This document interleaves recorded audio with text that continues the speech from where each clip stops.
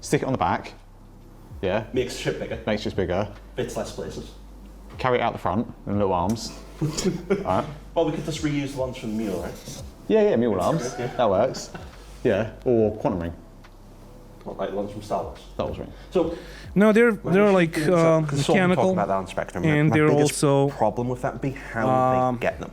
So if you think about linear. how big that is compared to the actual fighter that Obi-Wan uses, like Which I how would you want. get that into a position to be used? Because they're big, and so for argument's sake, that thing itself would also then need everything it needs to power it. Because we can't put a quantum fuel tank in the ship, because why would there be a quantum fuel tank in the ship?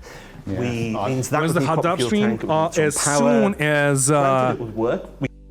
as soon as I get enough money to get a hot tub. Super chat in the chat. Might as well do that. Although, like, should I wear a bikini? I mean, with these tits, I probably should, right? We could do it from a tech standpoint, but like, how would you ever get in position? And then once you've done your jump, what do you do with it? So you do big cannon. Or yeah, Big slingshot on bikini. planets. Straight catapult. What if we just move the whole body forward and then we've got more space at the New back? audio device put the wings detected. further back. Yeah, so the canopy. Is the audio front working? goes I don't know around the front the of fuck happened wings, just and now. It's just like straight up. How can you say that as an artist with a straight face? It's just not painful. You just have to then make every other ship bigger to then fit the Fury into. Now the Fury. But the UK, sure, that's a scale every ship up 20%, right? That's fair. No. Is it the whole idea? Yeah, your argument is that the quantum drives are too big, but don't we determine how big the quantum drives are? I don't think it's that they're too big. It's snubs No, the marketing does, play a very Jared. particular role within the game. They're not designed to be used as the same as fighters. So I That's try. why- Oh, this is so. I shouldn't do this on stream ever again, but I guess I'll do it. So I tried opening the thing with my roller pen, and then with my fingers. So I don't know if you can see this, but this is the state of my fingers right now. I'm like a kid, basically. Where is it? There we go. Why fighters are bigger than snubs. They're supposed to be as small as possible to Is it TKL? Yes, it is. take them into much smaller environments, and they're cheap can't to see it. operate, maintain, and run because you don't have to have everything to support the quantum disposable. drive. Yeah, well, not disposable because I mean there's a person inside of it. Yeah, that's what I was going to say. Disposables are it's cheaper. It's cheaper. Yeah. Like it's the same like conversation I've had with people in the past where they're like, oh well, why would you not just use the best ship to do something? By best being like the biggest ship, whatever. If I was doing, What are we a talking pizza about? Like, what is this here? Like, what hello? Hello? delivery in my local neighborhood, I'm not going to do that pizza delivery in a tank. Yep. I'm going to do it a little Vespa because the fuel costs, right?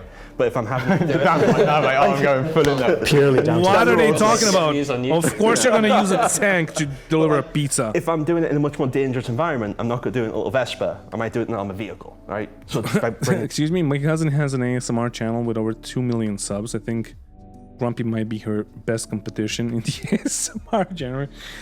You know what? You gotta hook me up. Like, I gotta talk to that content creator. I gotta like pick his or hers brain and understand how the ASMR scene works. So I can get into it, so I can make a bang. You know that this channel is gonna like turn from Star Citizen into ASMR.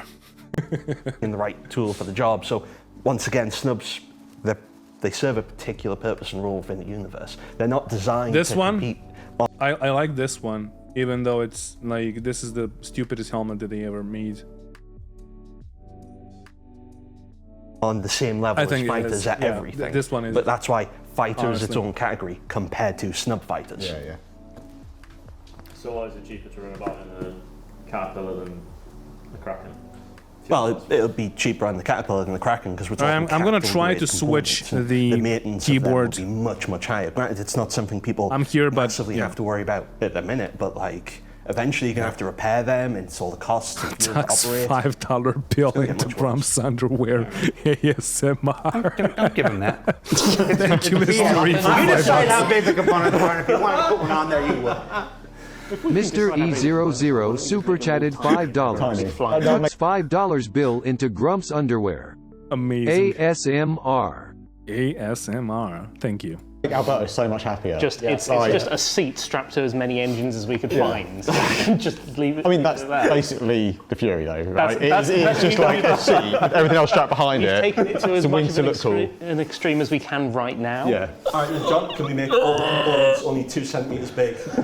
Cubes, right? All identical, this big. I mean, on the plus about how many side, components that'll you make the could fit doors a in hell of a lot Think easier. how many components we have to redo. I remember back in the day we talked about having like the vehicle, ship components and vehicle components, and then like suit components that were going to be like SD card style, like. That's what you need. components. Oh Yeah. my god.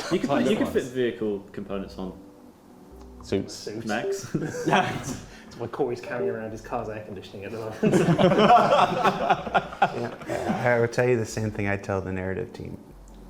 You're all just making it up. Just make it up so it works. When the narrative team make it up, that makes the rules. When everyone else makes it up, we just making stuff up. But they have the right to go, we just made it up, but that's now fact. Because they're the narrative team. Until it changes. Yeah, no, they're quite good at that, aren't they? You ready to start the show? Sure. Hi, everybody. Welcome to, what's the name of the show? Star Citizen Live, the Invictus, 2953, all ships, round table, and It's not round. Triangle table. triangle table.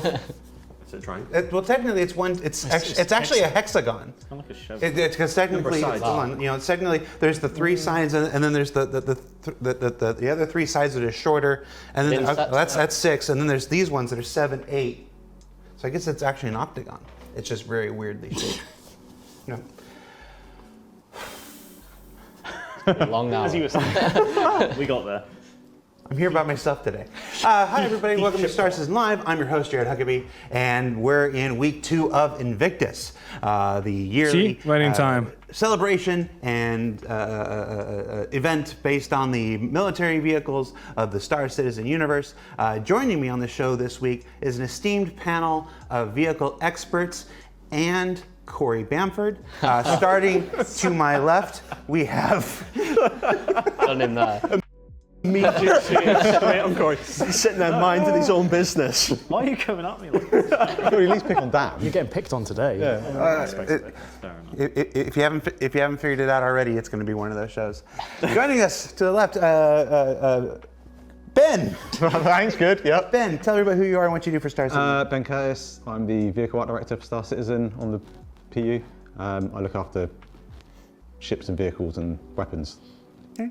And to my right, John Crew. Hello. Who are you and what do you do? I'm John Crew, I'm the vehicle director. Once again, being on camera And we're here. so many times in the last 24 hours. It's like, Yes, but while you're on camera in the last 24 hours, we actually filmed those ISC know. things. Like I think it was March 29th when we yeah, did it was a long time ago. Yeah, and so- they've all just come out Yeah. in one shot. And you had there was a lot of like, do I remember what I said? Can I see it? Because I don't remember what I said. There was lots of naming changes as well Yeah. between when we filmed it and when things went out. Yeah. Did you have to dub it all or something? Did nobody notice? No. Oh man, I wish we'd done like a really bad dub over the top of it. So every time the word Misk was said, it was just like, Mirai. Yeah. That would be. Mark, tell everybody who you are and what you do for Star Citizen. Mark Gibson, I am the lead vehicle content designer. I have an issue. What's the lead vehicle Spaceships. content? That thing is so not I working. run the vehicle content team, making sure that the ships come alive and work from a design and functionality standpoint. He's being very polite. He Maybe tells it's the gonna work artists now. when they're doing things wrong. Yep. I do a lot. So send your letters to Mark Gibson, Manchester Goodyard. Corey. Hey. Dan. Who are you and what do you do for Star Citizen? You really got him there. I'm Dan. I'm a vehicle artist here. Most recently worked on the Fury. You probably saw it like a week ago. Completely by yourself, I heard. Yeah. Nah. One man up. All right, no No one else got credit. Sorry, we're gonna do a little insert on So are they still like we know all these guys? Are they still introducing themselves? Like what's happening? this. So we're filming with Dan, and this is back in, like I said, March 29th or whatnot. So if they work on Squadron 42, and then they are elite and are treated like gods, whilst the low-level people get thrown into PU work, like the Irish on the Titanic. And Dennis, who was in here in the studio, he was able to make it. Alex could not make it into the studio for the filming. So Dan's talking and doing the interview. And during the interview, I'm like, this is starting to sound like Dan is the only one who built the ship. And so I asked Dan, I'm like, Dan, you weren't the only person who built the ship. He goes, no. And he went into this awesome, amazing, lovely tribute to Alex. Alex, who's on the vehicle content team. Rest in peace, Alex. He goes off and starts talking about how Alex took him under his wing and how Alex really guided him through the entire process, and it's all really sweet. But at the end of it, we realize it starts sounding like Alex is no longer with us, like Alex is died. And so we had it in the cut, and then through a miscommunication, it got cut because somebody thought him sounding like he was dead was a problem.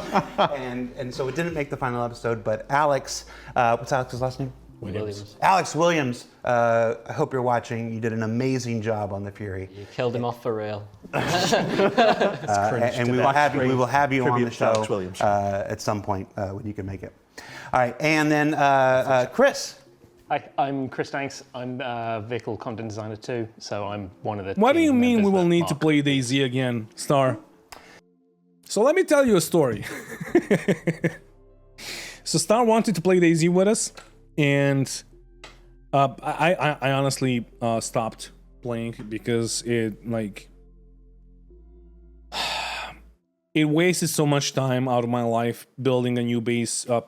The server got restarted and all that, and currently I think that the base is okay. I didn't play in more than a week, but we had the biggest base in like on the server, and the biggest clan because we joined, like we had like other people join us basically, or we signed a treaty, I guess. And so Star wanted to play with us, and he joined one time for like what, an hour, maybe 2 hours, and no, that was like, oh no. So when our base got raided, that was like,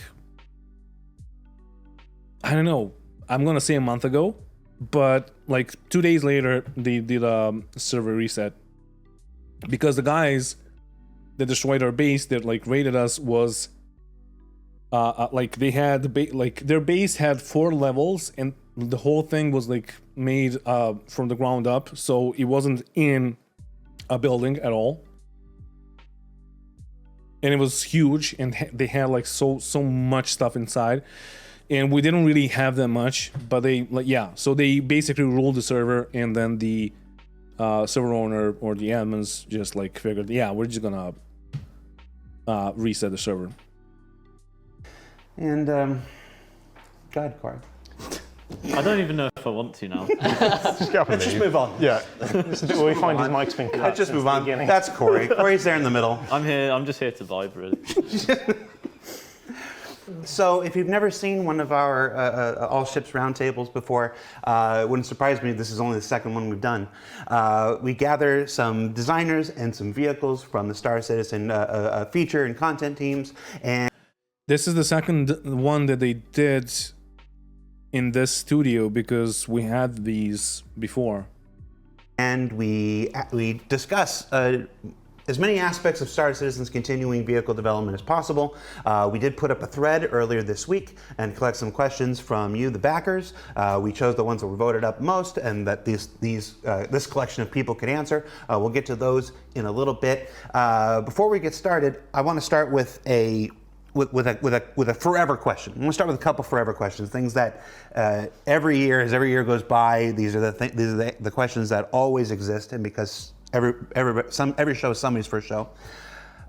First discussion point. Well, Rakomo, it's not the A2 flew by, so the first thing, the guys that raided us, it was like 5 people that played together. They probably like had a treaty with another team. Is there such? And it was just me and Scard playing and building our base. And I did most of the work because he has like a job, he has kids and all of that. So yeah, and he wasn't like online when I was. And yeah, so in the end, they rated a single guy, basically, that built a pretty big base. This one that I built is much better. I basically just started playing. So yeah, but yeah, you gotta live. If you're gonna do that on DayZ, you gotta live DayZ. Such a thing as too many ships. And I'm gonna let you start with this one, John. No, definitely not. It's only a problem when there's too many of the same type. Like, we obviously have I forget the exact number. It's now, so funny how 20 people left because of my ASMR. 197 now. Close. That's how good it was. I'm thinking in the future. Yep. 197 that have been announced and revealed. So far. And hopefully at the end of the show, still 100. No guarantees. Sorry, Elliot. Just preemptively. It didn't work out last time we did one of these. If we had 197 light fighters, that's too many light fighters, I think. But when you spread it over all the careers, or the roles, or the progression within the roles, I think there's certainly room for plenty of them. Anybody with an opposing viewpoint? Can you have too many ships? Would you still say that if there were 197 different manufacturers? Why is his mic so low? 197. I mean, technically, You know what? I gotta stop the music because we can't hear most of them. No, if there's 197 manufacturers and each of them wants to do a light fighter, then there's going to be some very close, similar attributes beyond visuals, but in that very specific instance, no, I don't think so. That's not enough ships. Yeah, I think that's what it comes down to as well, doesn't it? Because you have a whole host of different manufacturers and a whole host of different roles, and not every manufacturer is going to deliver every role. And yeah, I think that's fine, that's fair. I think there's also a lot of space in our universe for things that aren't necessarily like straight off the production line. Right? So you know what? There's one thing that I don't like about. There's one thing that I don't like about Star Citizen, about the whole thing about having like manufacturers. So, correct me if I'm wrong, but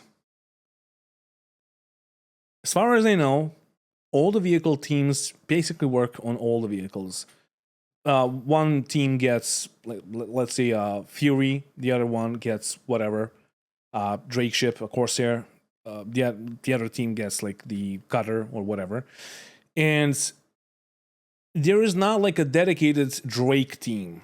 There is not like a dedicated Misk team and stuff like that. So if we had that, maybe there will be like more consistency with the ships, and maybe those ships, like those teams, would on their spare time work on the ships that they already had, that already got released. So maybe like, let's say the freelancer, because I just saw it in the chat, would get an update with the components inside and all of that, because there would be like a kind of a competition, and then you would always have the same design language. Because like the Fury does not really look like Misk. I guess it is Mirai now. But then you have the Freelancer, compare the Freelancer to the Prospector, or the Prospector to the Reliant Tana. I don't know. We're bringing these new systems out, and you don't expect them to have like every system to have, it's got a new manufacturer in it and it's got this, that, and the other. But I think there's definitely scope for more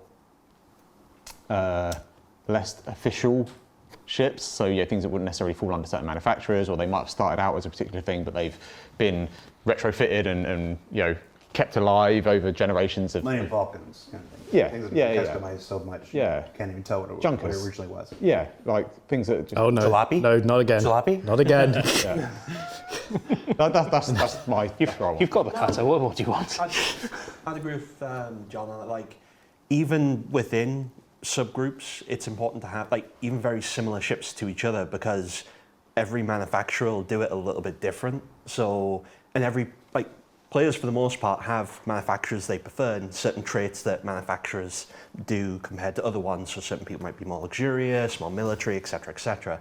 So having multiple of a similar type across multiple manufacturers, I think that's fine, because it gives people variation about what they want to pick. There's not one type of estate car in the world. There's not one type of sports motorbike in the world. There's a variation because people like different. Yeah, but if we're talking about manufacturers and just like continue the same, like in the same theme that I like talked already in, compare the Aegis Hammerhead to the Aegis Reclaimer, the best looking ship in the game.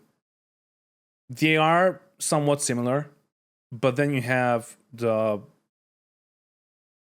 Warlock, Stalker, and all of that. Doesn't really go with the Aegis thing, right? I don't know. Redeemer. Yeah, Redeemer is just like the weirdest one. Like, Redeemer is such a weird ship. Like, I talked about this so many times. It looks totally different. It's small, but it has a ton of guns. And it has like 2 size 3 shields. Like, come on, it's smaller than a Connie. So if we had 50 Argo, it's like you can fit mining ships, almost absolutely, 6 but having Redeemers in the size of the Hammerhead, and the Hammerhead has 2 size 3. You touch on a point that I'm always interested in. There's this idea that the manufacturers. When is Quantum 42 coming out? So 15 days from now. Identities, and all have to adhere to that stuff. And then we introduce things like, well, here's Misk doing this other thing, and they create Mirai, and so that they can still kind of keep their styling but still experiment. But in the real world of automobiles and stuff, you see a car come out and influence a dozen other brands, like when that new Mustang came out back in 2008, and then you saw everybody from Dodge and whatever all try to do their version. Funny, right? Yeah, but it's like, is there room in Star Citizen for a manufacturer to look at something another manufacturer? There's a really good picture with the SUVs that all look the same. I'm gonna try to find it here. Like, all the new SUVs are basically the same, they're just copies of each other. Is this it? Yeah, it is. Can I zoom this in? No. Open a new tab. Yeah, okay. So, like, come on. The Infinity looks a bit different. But when I saw the Hyundai, or however you guys pronounce this, I thought it was the Skoda, the new Skoda. But I guess the Skoda is not even here. Yeah. Manufacturers doing, and maybe for Anvil to try to do a Crusader style ship or something. Yeah, I mean, don't see why not. It's like, yeah. You will send me $100 if Quantum 42 came out in 15 days. No need to, dude. You just enjoy the game. Stuff is based off cars. It's going to be a very British reference, but you have like Vauxhall cars, which is Opel in Europe, and I forget what the actual name of this particular brand was, but basically the Saab 9.3 is a Vauxhall underneath. Right.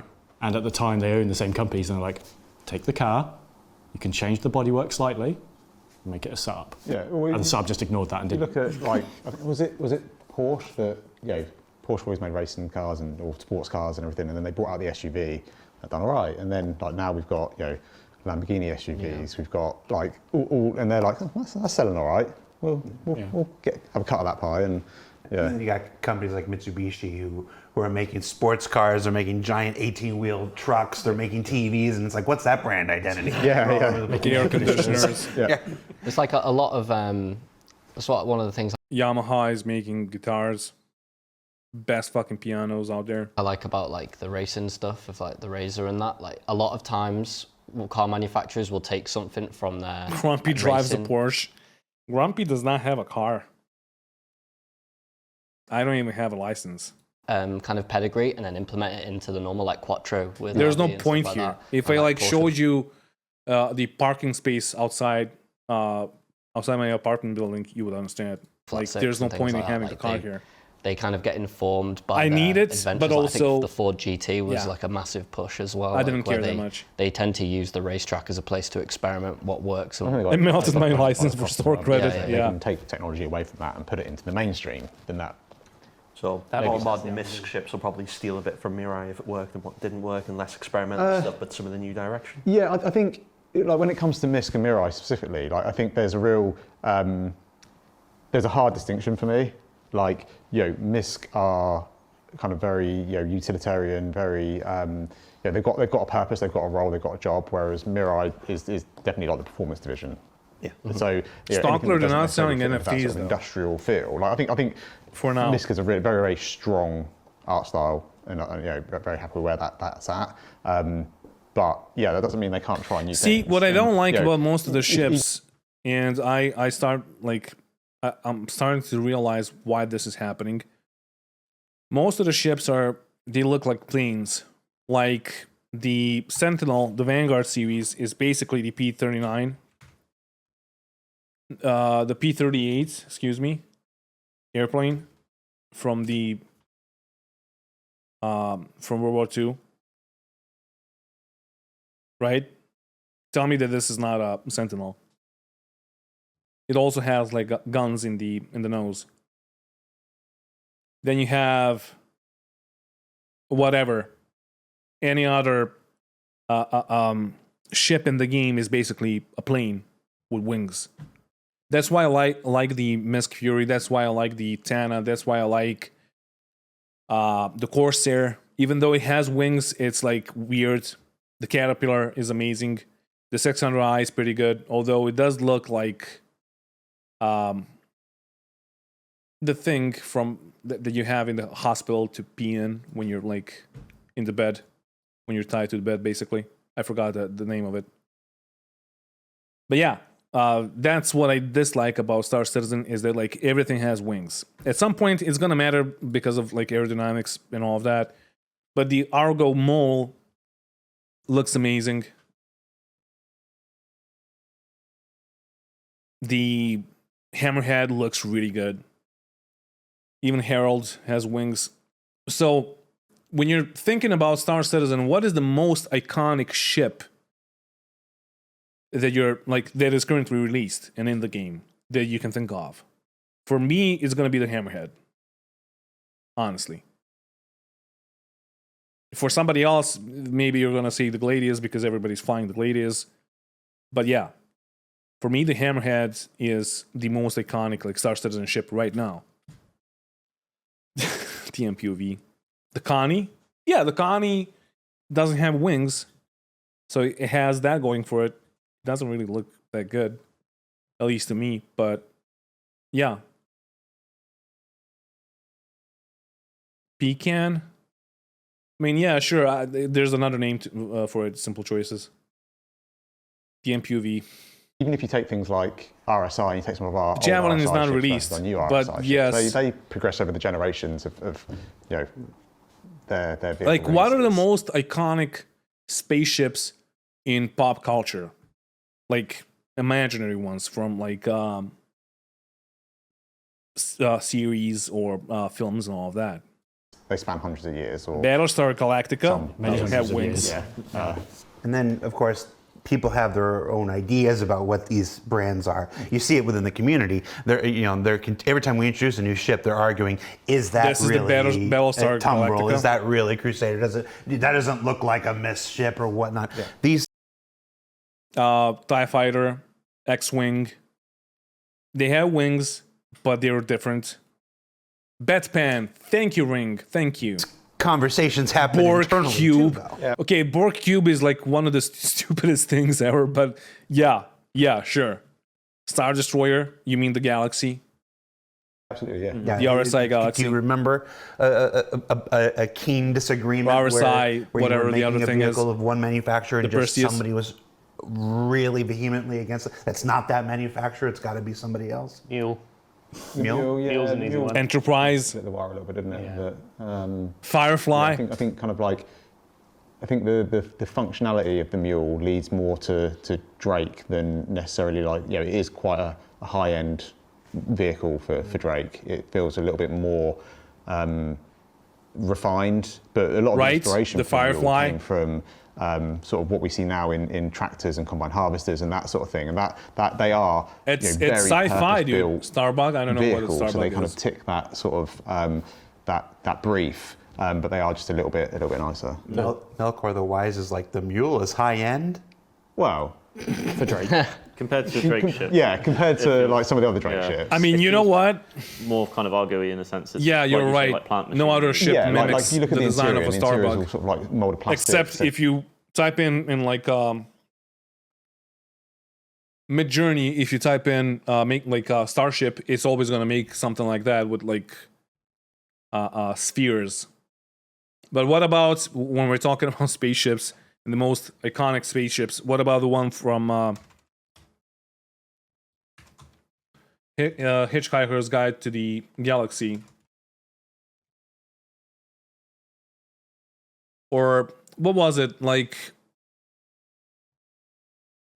somebody made a video like Origin 900i or something like that.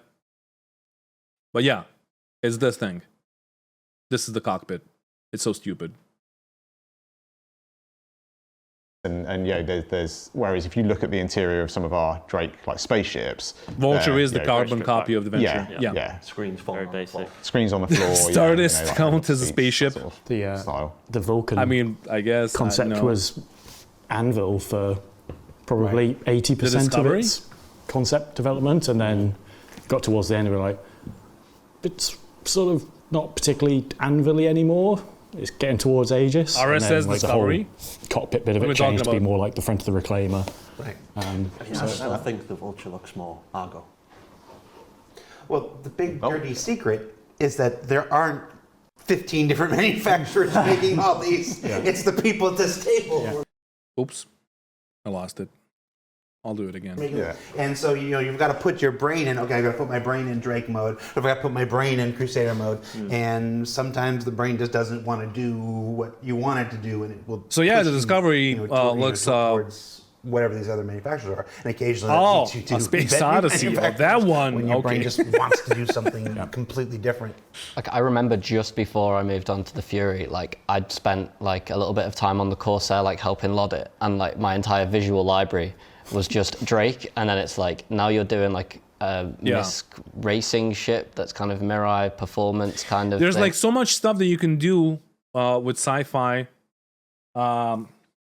What's the one from Alien, the first one? You also had Prometheus, right?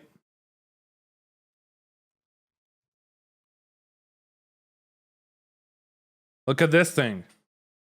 That's fucking amazing. So you can do so much, yet they just like continue making thing, like, spaceships we weren't really with sure which direction it was Nostromo. going to go then, Yeah, right? thank you, And Nostromo. it was like every time I Yeah, they modeled continue anything, making I went ships square, with I went wings. big bolt, and Ben was like, no, rivets, metal, like chrome. Like I was like, okay, and it was like every mechanism was more Drake. And you know what? The carriers are basically what like fleet carriers are right now. Like whatever Navy carriers are. You park your ships on the top. The Kraken, the Liberator. I just want to see, like, did you ever see like a Battlestar Galactica episode when they have to scramble and they need to I'm just gonna Google it.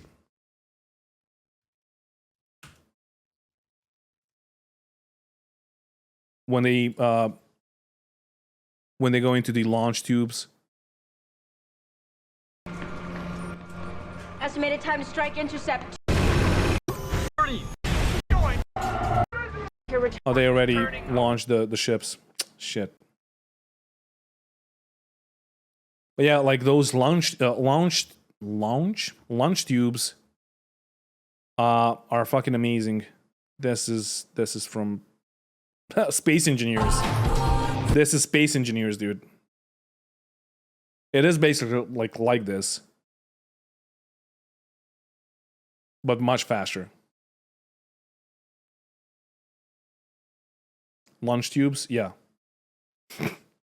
Launch tubes, fucking hell. Key until I like remembered like the direction of it, right? And I want to jump in there before the person goes to Reddit. You just referred to the Fury as a racing ship. Obviously, the two variants that we just released are not dedicated. No, I meant like nippy, like they're fast and stuff like that, yeah. Just before the Reddit thread started. Although we did discuss the possibility of exploring new variants. Let's talk about that real quick, because this is the Invictus show and whatnot. Let's take a minute. It's my show. We'll do whatever I like. Pitch me a variant. So John, for those of you who maybe haven't seen the show or whatnot, during the Fury segment last week, John said that we're open to exploring additional variants of the Fury in the future. Okay, so it needs to punch above its weight. We're here. We're live. Yes. Hi. Put you on the spot here. Pitch me a Fury variant, just off the top of your head. If you could make any Fury variant, what's the first thing that comes to your head? Here? Boarding variant. A what? A boarding variant. So the front of it, the actual circular thing at the front, A boarding variant for a single person would actually ship. be to the.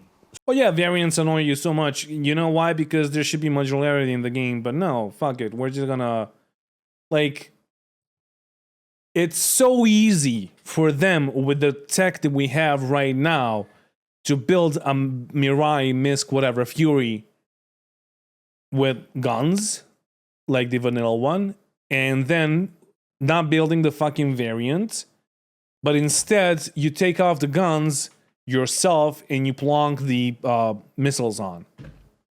It's doable. But you know what? That doesn't sell twice as much as this thing does. But so, yeah, like, why would they make modularity if they can sell twice as many ships than just having one? Small docking collimatric. So once you disable the ship, you could just slam into it. It opens up, force open the. I feel like you need to turn the dome round, the donut, so it's like facing that way. So it kind of goes this way instead, and then you just like.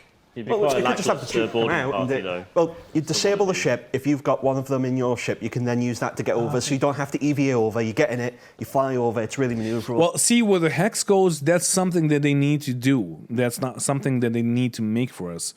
But right now, we have a Hornet where you can exchange a ton of things. Right now, we have like that kind of modularity where you can do that. But no, again, they opt to like make variations. It's really good handling. Come on.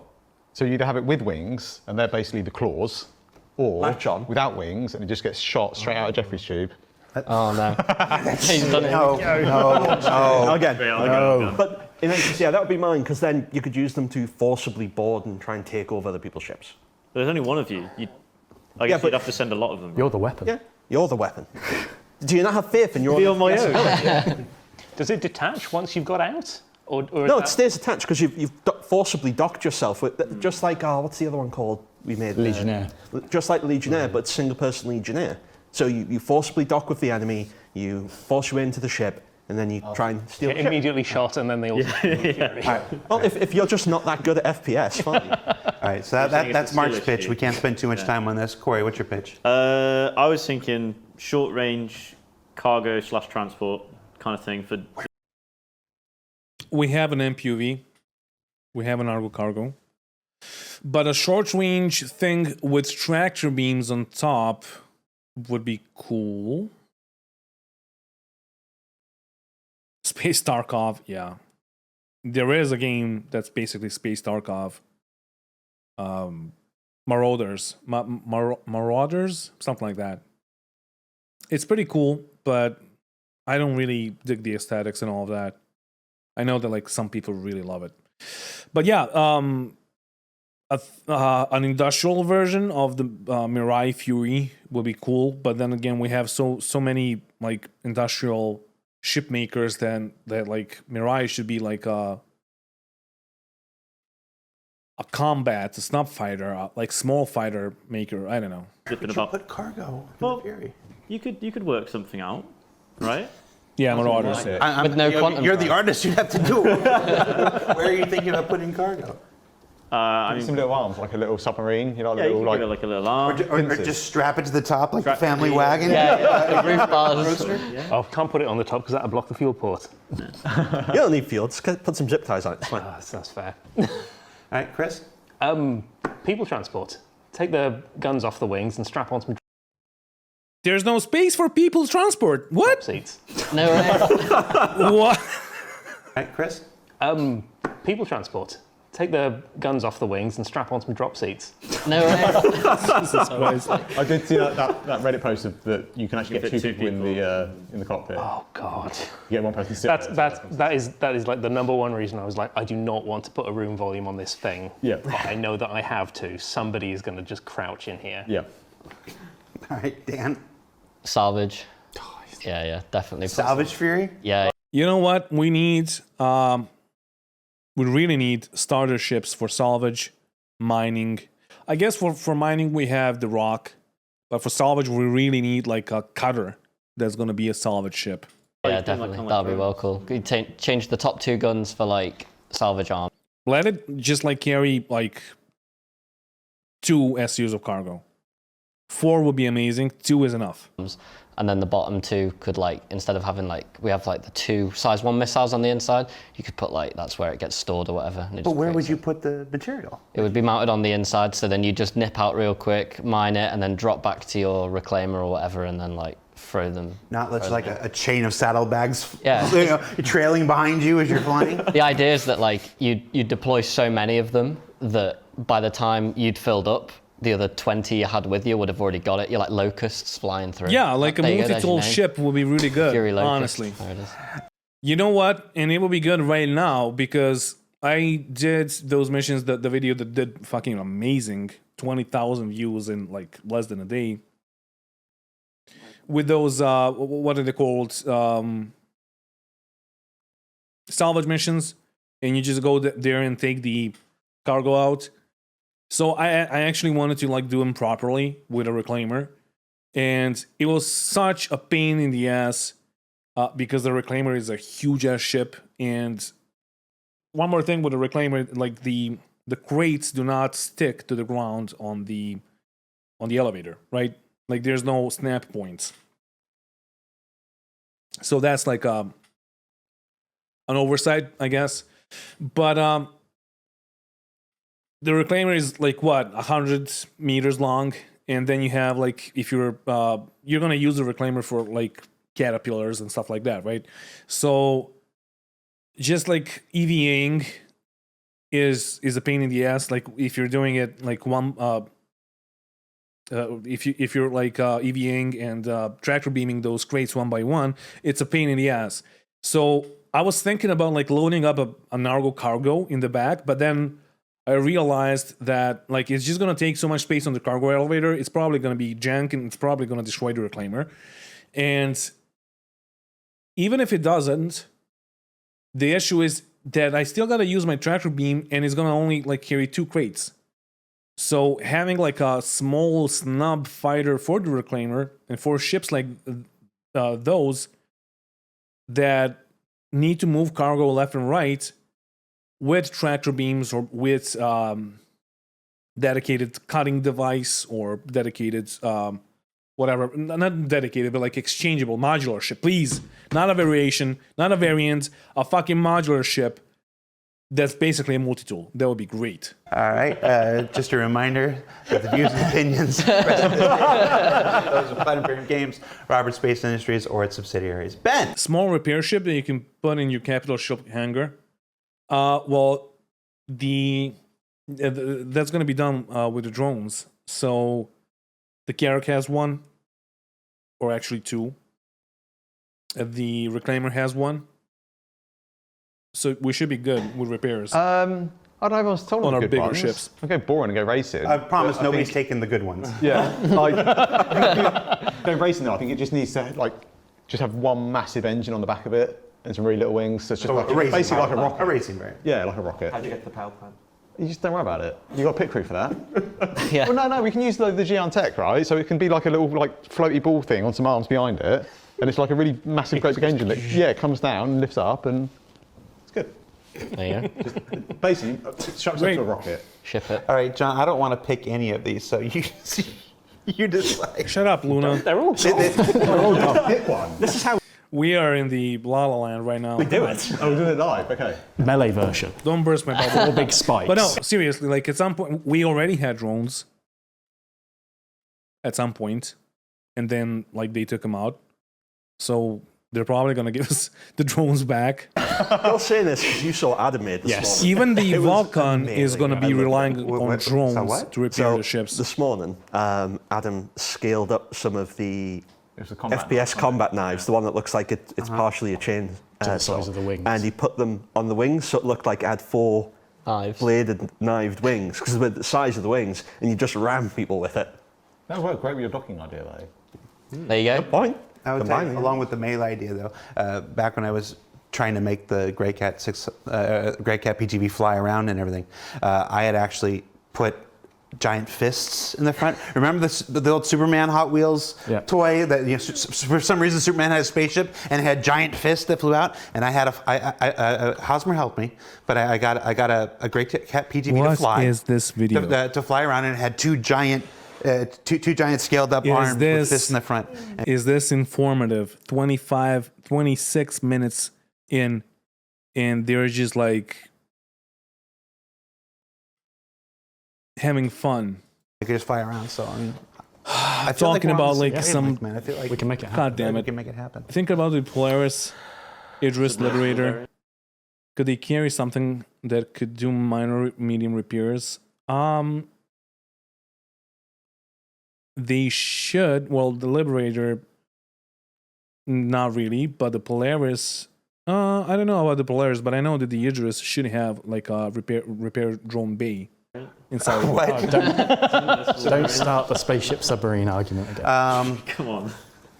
All right, so we're about halfway through the show already. Seriously. Let's jump into some backer questions. So these were questions that were submitted. Jesus. Okay, so the first one is going to be, where's my Polaris? And voted up by you, the viewers. And in no particular order here. Saw this one coming.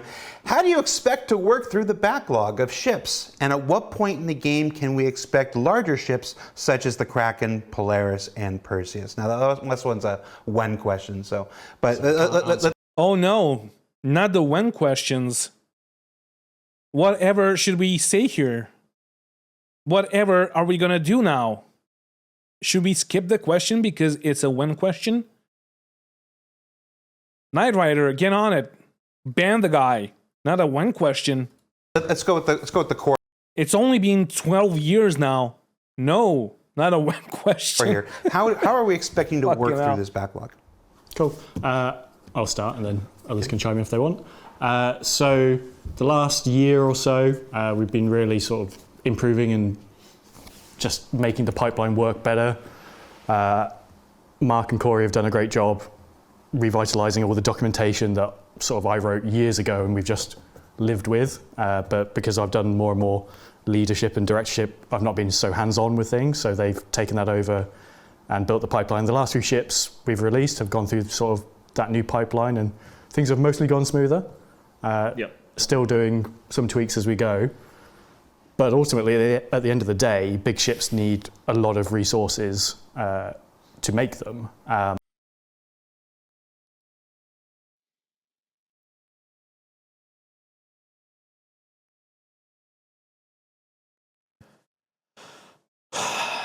So this is maybe the 15th time that I've heard them say this. Don't get me wrong, this is true. But why did you sell them? Why did you announce them? So whatever you do right here, and I'm like, I feel sorry for John here because he's basically the fall guy, and the marketing is like the one to blame for all of this. And where we pipeline. One of the terms that gets the hair on my back go like. Want to get to is a place where we're still delivering the same amount of content as we do now a year, as well as 1 to 2 capitals a year On top of that, and supporting all the other teams What? a year, as well as 1 to 2 capital. We're still delivering the same amount of content as we do now a year, as well as 1 to 2 capitals a year. On top of that, and supporting. They want to release 1 to 2 capitals a year, yet they dropped all the work on the BMM. And I don't know if they didn't start working on any other capital ships or bigger ships. Okay. The other teams like we do. And at the end of the day, that just needs more people. So you want to get to the point of delivering Yes. capitals of ships. Yes. You're not saying that we are at that point. We're not at that point yet. What was the last capital they released? The 890 Jump. That's the only capital. Well, the Reclaimer is capital sized, but subcapital component wise. But the only capital, real actual capital ship that they released is the 890 Jump. Yet we're building to that point. So the last few months we've been starting to expand the team, which people have probably seen with the introduction of the Montreal vehicle team. And we're also looking. And that was like back in more, 2020 or 20. UK. So if people are watching, I'll tell you exactly. You know any good leads? Yeah, any lead artists watching? replace Corey. Yeah, give us a shout. A little plug. Yeah. It's not uncommon. A lot of these shows do serve multiple purposes, and they're absolutely, from the conversations that I have to have with the talent acquisition team every single week, they're definitely a hiring tool. Run the ads and basically just run This is the ad. our page. Yeah, you're presenting it to these people who it would be that they're working with. So and we're showing them. It's cool. Are you sure you want us on here then? It's too late now. I think, like, just to touch on that as well. Right, so you know, it people got kind of released think with Alpha 3.6.2, which is September of 2019. easy, right? You want more spaceships, you 4 hire years. more people, and done. Like, it's this 10 more people, you can do 3 more ships. But there's obviously a lot of time and effort goes into like training up staff and making sure staff are, we're growing the team is quite a difficult challenge, especially when we've got like leads that are already at capacity, and then we're like, okay, we want to add, we want to double our team, and okay, well, we can't still have like it goes from one person that's already trying to juggle like 3 or 4 ships at once to then going, okay, well they can now juggle away, and it's like it's just. Well, you know what? They're juggling 3 or 4 ships at once because you're adding more shit, like small ships, medium-sized ships, etc., to the pipeline, and giving those people more shit to do without releasing the old stuff. Like, what's happening with the Legionnaire? And now, like, see, whatever you say, there's like a political argument that, like, so if you say, for example, well, what's happening with the Polaris? Well, we need more people because we can't give like the people that we already have, like, they can't work on the Polaris 2 because they're working on other ships. But why are they working on other ships when you announce the Polaris? Well, we can't like give you the Polaris right now because there are not enough systems in place for the Polaris to work. Sure, but why are there not enough systems in place for the Polaris to work so that the teams could actually work on the fucking Polaris? Well, because the people that should build those systems are working on something else. Okay, but like, why are those people working on other systems, like, when they should build the systems for the Polaris and for the big ships and for whatever, Liberator, it doesn't matter. Well, because they need to work on something else because we need the medium ships. But why do you need the medium ships when you fucking announce the Polaris? Where's the Legionnaire? What's happening with the Legionnaire, right? It's like a loop. And then in the end, they just go like, Squadron 42, Squadron 42, Squadron 42. We can't tell you anything more, just Squadron 42. And you're like, dudes, it's been fucking 12 years. 12 fucking years since you started working on this project. What are we talking about?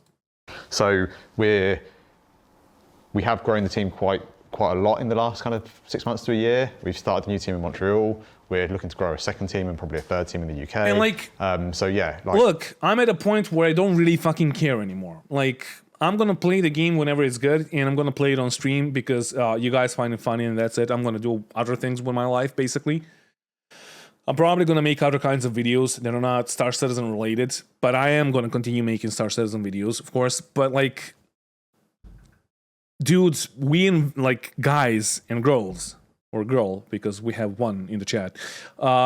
We have invested so much money in this game. Answer the call. Like, we have invested so much, like, my first pledge was the Endeavor. So you bought the Endeavor before the Aurora. A ship that was never possible, as advertised, and they knew it. Yeah. Yeah. Well, I mean, it's possible. But you need so many systems. You need, like, it's probably going to be the last. Oh, no, probably it's certainly going to be the last ship that gets added from all the backlog that's going to be completed. Yet they add more and more shit. It's fine. Look, it's fine if they add more and more stuff, but if that stuff has like, so if we had a big ass boarding ship that a bunch of people pledged for and are waiting for that. And then they started to work on the Legionnaire, and they finished it because they dropped the Legionnaire for the C1, A1, E1. If they finished the Legionnaire, then we would say, okay, so we're a step closer to that big ass boarding ship, right? Because we now have boarding, we now have all the systems that are that should have been in place for a ship like that, but no. They sell concepts for like whatever. Oh, it's gonna be glorious. It's gonna do all the things. It's gonna be an Endeavor. You're gonna farm there, right? And then what they do is they announce a Legionnaire, and then they say, "Well, shit, we don't have systems in place for the Legionnaire, so we're just gonna drop it and make a Crusader Cuddy, basically, and one of which is gonna be like a executive Cuddy, basically. The other one, the E1, the C1 is gonna be basically a Cuddy, and then you're gonna have the A1 that's gonna be a bomber, which is basically an A2 but like smaller size. Sure, but don't we already have those vehicles, those ships in the game? Might as well make other variations, but why right now? We're expanding, but it does take time. And your first concept pledge was there's a misconception that, like you said, you just add more people and instantly more things get made. Yeah. But the reality is, and this isn't just for vehicles, this is for any discipline in anything, when you have to teach, when you have to train. We don't even have proper chat functions. We don't even have proper like org functions. Onboard, your production gets slower. Because you now have to slow down everything that you would normally we have no org tools. Explain everything and make this stuff work. And then, so things slow down before they get faster. And this is with anything, not just vehicles, whatever. And then, God help us, the person doesn't last. The person does, goes and finds a different opportunity, or just, they interviewed well, but the reality wasn't. And now that slowdown has yielded no positive results. So it is definitely a process. And yeah, so we talked about this Montreal team. The next question from the backers is literally, what is the in the end, do you need a Polaris right now? Do you need whatever, the Idris right now? You don't. Would it be fun? Yeah, but it would be empty. It would be like flying a Carrack, basically. And that's it. And you have a Carrack right now. Might as well fly that thing, right? Purpose of the Montreal team? Are they dedicated to like a specific type of ship? Is it? No, I think it's a really dangerous thing to get into if you have multiple teams. Myself in the face. If you've got like multiple teams and you're like, oh, you're the A team and you're the B team, or you're team this and your team that, and it's not a case of that. It's the way we prioritize our ships is we get our ship priority, and that comes from John and the execs and all the important people, and then we look at what resources we have and what people are best fitted for, and then we allocate work that we feel confident that people can achieve. And like if we had a new team come in and we're like, hey, we got some capital ships for you, here you go, you're not setting that team up to succeed, you're just setting them up to fail. Realistically, our big capital ships take a sizable team to deliver. So initially we're getting them on board to kind of help fill out some of our backlog ships, help do some variants of existing ships. We're at the moment just trying to kind of, like I say, onboard them. They've been going for... April 1st is when they officially started. Okay, yeah, a couple of months now. Yeah. Did you hear that? Let me rewind that for you. Some variants of existing ships. We're at the moment just trying to kind of, like I say, onboard them. They've been going for... April 1st is when they officially started. April 1st. What? April 1st. April Fools. Okay, yeah, a couple of months now. And we're kind of, they're getting up to speed. They're doing a fantastic job of learning the ropes and, understanding our processes and pipelines, working. You could have built a vertical slice with every system and then end to it, or I guess add to it as time goes by, like even line. Well, that's what they're doing, basically, Stockler. That is what they're doing, but it just like takes them too much time to make a single fucking system, right? For a few ships that will be coming out at some point. And if you're talking about like systems in the game, like star systems, that's different because they needed planet tech, and now that they have planet tech, almost like all the way there, it's gonna be easier for them to make Pyro and Nyx and other systems. But then only like there's another question that like imposes itself, and that's like, isn't Squadron 42 happening in Odin's system? Like it starts there and then it goes to, I guess, Nyx, I forgot. And then you have like, there's a line between Odin, then you have Nyx, then you have Pyro, and then you have Stanton. So if they're just now working on Pyro, the Odin system and the Nyx system are not in place, because we would know about that, right? Therefore, Squadron 42 is not even close to being released. Even though it's going to be on rails, and they said that it's going to be on rails, but there's still going to be some, like, as far as I know, you will still be able to, like, fly around and do, like, shoot the shit and do something else, right? Just sightseeing. But, like, that's not happening because we don't have that system. Because the Planet Tech was not there. We'll put on something bigger. Well, that's the other thing. They're a brand new team. They're not massive. It's not like they're anywhere near the size of the UK ship team. It's like, if I remember correctly, it's 3 artists, 1 designer. Is it 4 artists maybe? 4 technically. 4 artists technically, but 1's in the UK at the moment. Yeah, and 1 designer who was here for the last 3 weeks doing his onboarding. Right. He's literally on a plane now back to Canada to carry on with those guys when he gets there. And when you get a brand new team like that, you know what? Montreal is gonna, like, they whatever they do, they just slap. They delivered so much in the past year. They basically delivered most of the content that we got in the game. Them learning how we do things, because obviously every team does it. Like the way you build an environment isn't the way you build a ship, and the quality and the techniques and everything are massively different. So like if you've got a brand new team coming in, you're not going to throw them on a ship that's going to take them the next, for argument's sake, they're still talking about concept develop, and things and like the quality in their work over that 18 months from when they first start to when they get towards the end is going to massively change.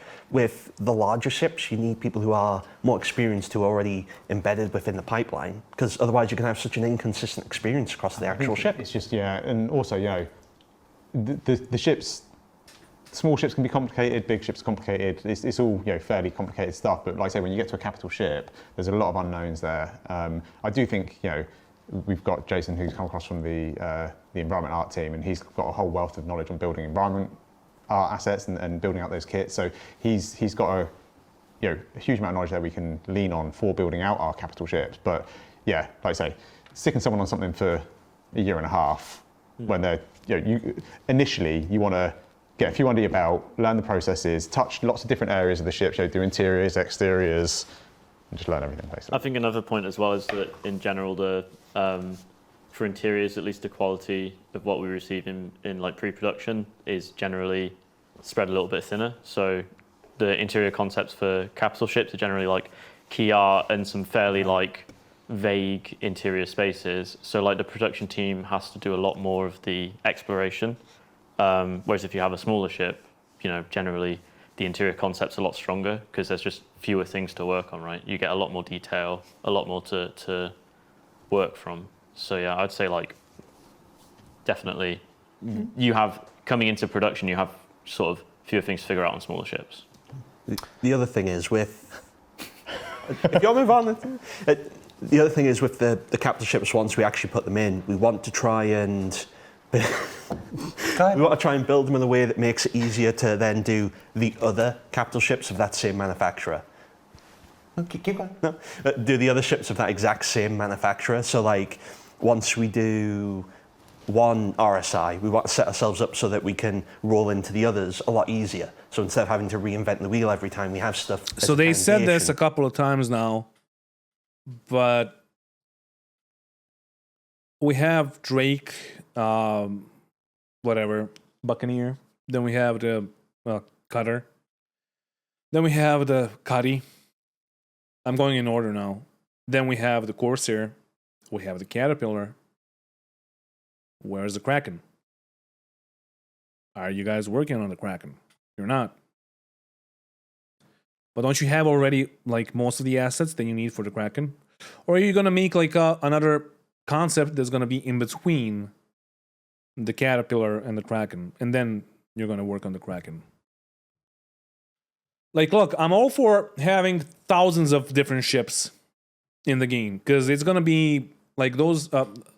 That kind of a variety is really good for you to feel like you're in a live universe.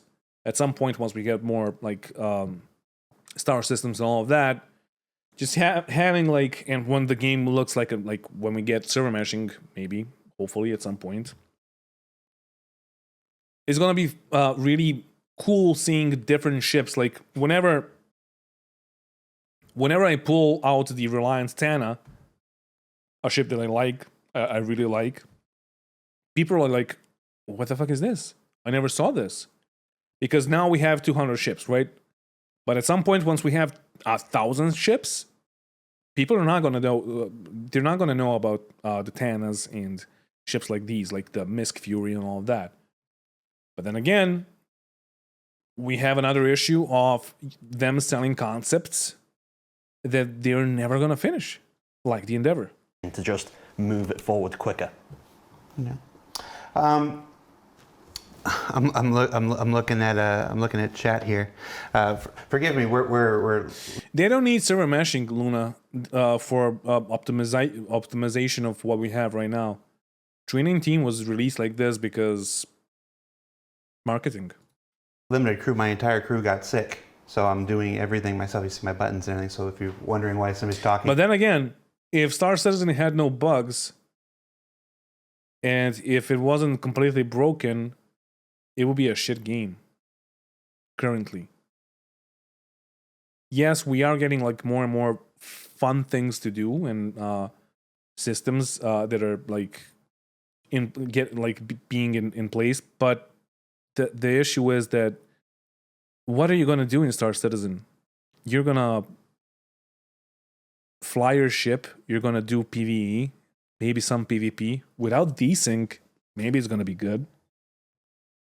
You're gonna go mining. Mining is gonna get bored. Like you're gonna get bored really fast.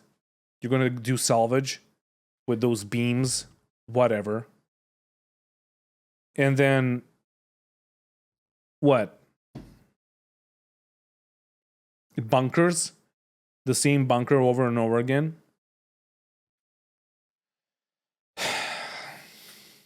Like honestly, the game needs more, and I talked about this in the Salty Mike's podcast last Sunday. We need more high effort content to be in the game and things to grind for. Because once you get all the ships, like even if we had the most stable patches without any bugs, you're gonna get like all of the ships. You're gonna grind your ass off to get like the Carrack, the A9 jump, all of the ships once. The second time, you're gonna be like, I don't really want to do that, but sure, let me just get the ships that I want. And the third time, you're gonna be like, you know what? I'm good with a Banner Defender, whatever. I'm good with one of the ships that I want, and that's it. Because there weren't that many changes in the past 3 years that I have played this game.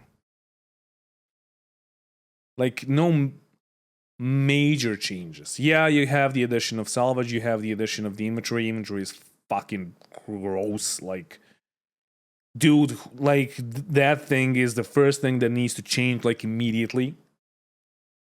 And then we had the medical gameplay, and that's it.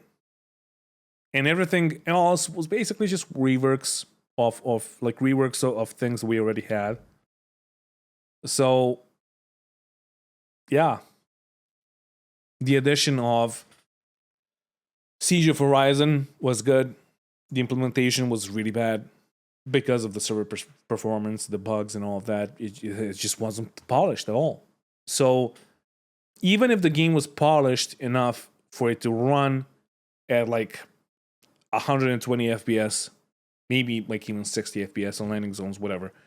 And if there were no bugs, you would just see that the game itself is just like, right? Because you're going to join a server that has no people on it. There's going to have like 2 people on it. You're going to have 30 FPS, or 30 tick rate, because the server is going to be like basically brand new. Your FPS is going to go up, like my FPS goes like to 120 FPS because I have a really good PC. But then you realize that the AI is just broken. Then you realize that the hit reg is just like hit registration is just broken. It's bad. Then you realize that the netcode is bad. But even if all of those things were good, you just realize that the game is a bit boring. Right?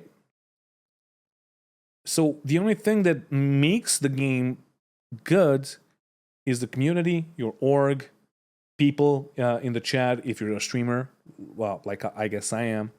So other than that, like playing this game, I don't know, it's a bit pointless. And whenever I see that some people are like hard LARPing and having like serious fights, and then they fight over like YouTube and all of that, and they hate on each other, they like hack each other's accounts and all of that. I'm just like, dudes, what are you doing? You're basically fighting over Tetris. And the camera's on somebody else. That's me. Explain me. Where was it? We don't need the community to move to a new game. There are some games that are going to come out, whatever, but people are going to come back to Star Citizen. We need Star Citizen to be better. We need Star Citizen to like deliver on what was promised all those years ago. I guess we're getting that. I don't want to be like super negative, so I'm gonna say that I'm starting to see a trend of them actually trying to deliver on some promises, because when they released the first iteration of salvage and the hull scraping, I was like, yeah, it's just gonna be they're gonna leave it at that, and they're gonna come back to salvage and give us hull munching in like 5 years. But apparently they're actually working. Like if you take a look at the progress tracker, I'm gonna show you. They're actually working on salvage. Oh, fuck off. Fuck off. Thank you. Now this is themes, deliverables. Salvag. Backpack. salvage vehicle munching. So EUPU, gameplay feature team. So whenever you check the progress tracker and you see that they're working on something, you gotta check and see who's working on it, because that's the most important part. If you type in Polaris, you're gonna see that they're working on the Polaris, but then you open it and you're gonna see that vehicle content in art are like working on it. So salvage, where is it? Vehicle munching, the EU gameplay feature team, and the VFX, visual effects team is working on this. And that's amazing, because knowing CAG, when they released Salvage Tier 0 or Tier 1, whatever, the hull scraping, I was like, this is bad because it's yet another beam. But this beam, like, there's no risk and reward to it. There's actually no gameplay to it. If you have like a VJoy, you just pull your mouse down a bit, or you just do this and go AFK, and you're gonna scrape a part of the hull, and then you do this. Oh, you can't see my joystick. Whatever. So, can you see it now? So you do this, and a part of the hull is scraped, and then you do this, and it's just like half an hour of nothing gameplay wise. And I was like, well, that's it. Star Citizen is dead. Because, like, what the fuck is this? And then they said that they're actually going to continue working on salvage, and they're actually going to give us vehicle hull munching pretty soon. And they were working on it as soon as they finished the vehicle, the first iteration of salvage. So Thorian Jim. It seems like they're actually it's so trying. painful That's what I'm these saying. Excuses. What do you have to say? We're- Are these excuses, or are these? We're looking for artists and lead artists and everything. Want to come shout out, do it better? You're welcome. Yeah, So they are let's working go on the to, reclaimers. We got intended next two gameplay. questions are some of those perennial questions here. First one is ship modularity. Yeah. I mean, I don't even need to read it, do I? But it says, has there been any progress on modularity since it was last talked about? Yes, good news at last. Good news. Well, we'll be the Good judge news. of that. We'll be the judge of that. So, you ready, chat?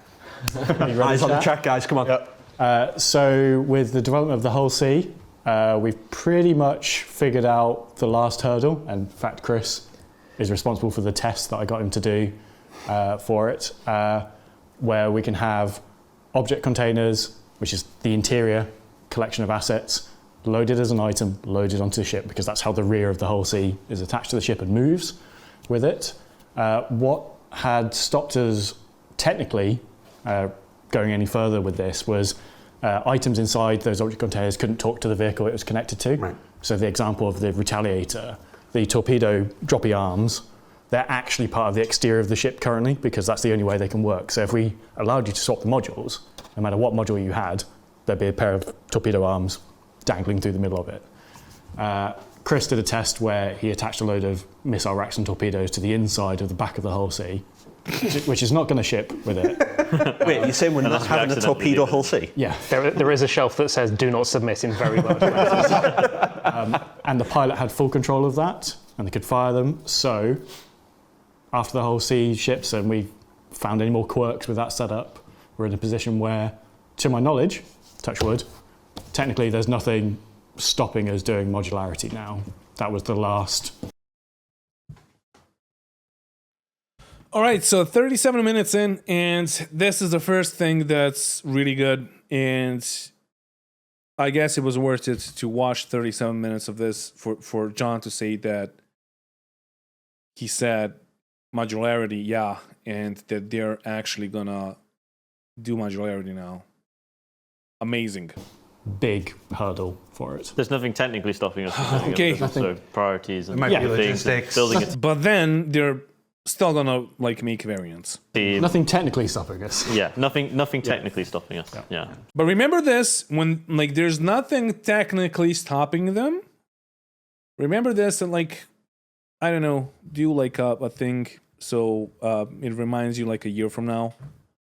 And then ask them, well, a year ago you said that there's nothing technically stopping you to do that. So why don't we have the Galaxy, the Retaliator?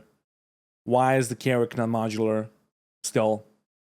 Etc. etc. Why is the Cuddy that was supposed to be modular not modular, but you sold variants? So yeah. So what I heard was that whole CMX at CitizenCon. Caterpillar 2, Just full of size 9 torpedoes. All of the cargo arms are just full of torpedo racks that just fire out. All right, next one. We're just going to put the camera right on John Crew. Physicalized damage. This has been one of those, when we talk about things that hold up this system or that system, the idea of bullets and ballistics and then passing through and damaging the components within a ship has been linked to be the. One more thing, I don't want you to think that any of this is simple to do, because it is not. If it was simple to do, every fucking game would do that, right? But still, if you make a promise, if you say, we're not going to do stuff like we did before, and then you continue doing that, then you have an issue. The keystone to so many other developments. Anything you can tell us about physicalized damage? Good news part 2. So it is really under heavy active development at the moment. So physics team have done a lot of work in the last 6 months on it. We're now at a point where other feature and gameplay teams have joined them to sort of work out the quirks with it. The vehicle content team have provided assets of ships set up in this new way of doing things. Should caveat this, it's not a vehicle thing, it's an everything thing. Every destructible system in the game will use this. So whilst everyone sort of uses the vehicle example of like, bullets going through ships, it replaces the prop breakable system, it replaces the environment breakable system, it replaces the vehicle damage system. There's another one I forget. So we're going to get armored with teams, this. prop teams, vehicle teams, we're all working on this at the moment with a bunch of use case scenarios that are with the engineers. So it's more like an overall destructible physics system. You know what? Yes. It feels like CAG did a game at one point, like 2012, they started working on, 2011, they started working on the game. 2012, Kickstarter and all that. And then they worked on a game that's completely different than this one. They wanted to do all the shit, but they also wanted to give the backers something, right? So they put like a bunch of systems in place that they knew they would change, or that they will need to change them. And then like John Crew and the new crew, no pun intended, started working there, and they realized, well, shit, you did everything wrong. We got to do it right this time. So they started making the game again from the ground up. Which, like, are we happy with that? I'm not, honestly. But at least I'm happy that, like, something is happening and that, like, we're maybe going to get something from all the things that they promised a long time ago. Jesus Christ, they scared the shit out of me. Thank you, Larry, for the 1,000 points. Bits. I know my Twitch. I know Twitch. Bits. Thank you, Larry. People have probably heard the word Maelstrom in various monthly reports and pieces. Checking whether that's legit or It's not. not I'll wipe the board when we get back. Right. So that's the name of that overarching system. It's definitely been said. In all fairness, it's just the name for the system that they already knew was coming. Yeah. Yes. It's the internal project name. But by giving something a name, you give it power. But it's more than just the physicalized damage for ships. I know, Luna, like, everything is possible, but it just takes a lot of time.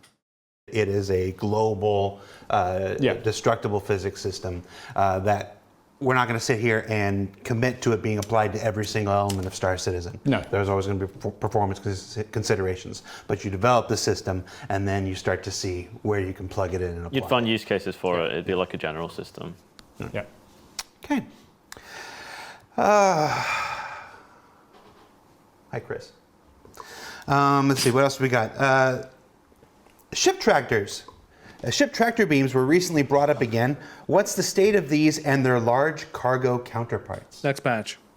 So 320. the ship tractor beams, we've done a. Can I talk? Yep. I'm just looking at John to make sure it's okay.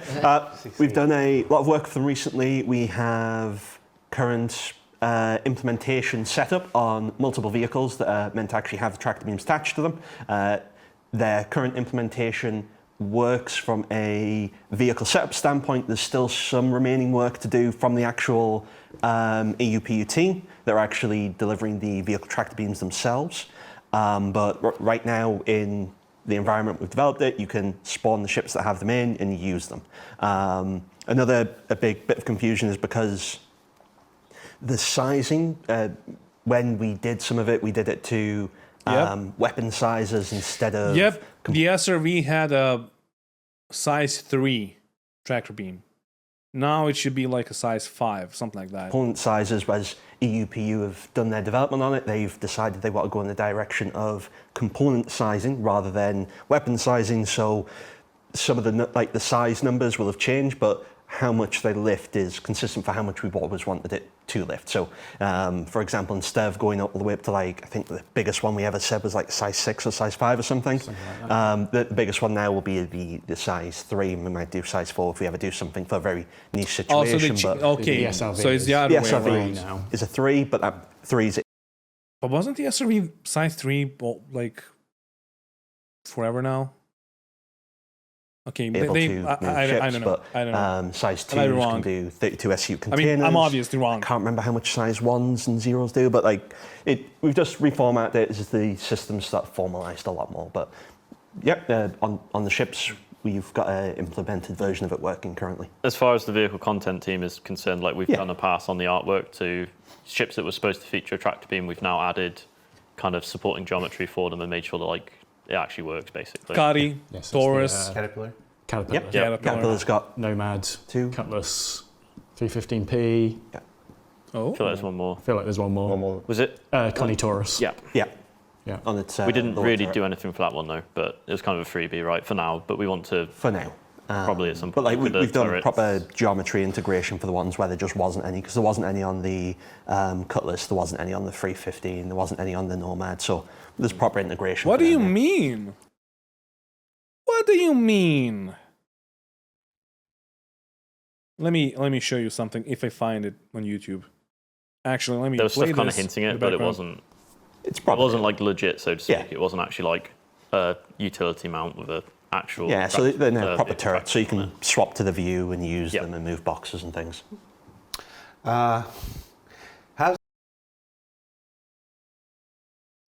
So Drake Cutlass, the old one, the old version, looked like this. This was the entrance from the back, which is amazing. The fact that you actually have a helmet on is amazing because, back in those days, there were some things that just worked better. You had a second entrance. It had a toilet. Yeah, that's so important. And let me show you this. The tractor beam is going to be at the entrance.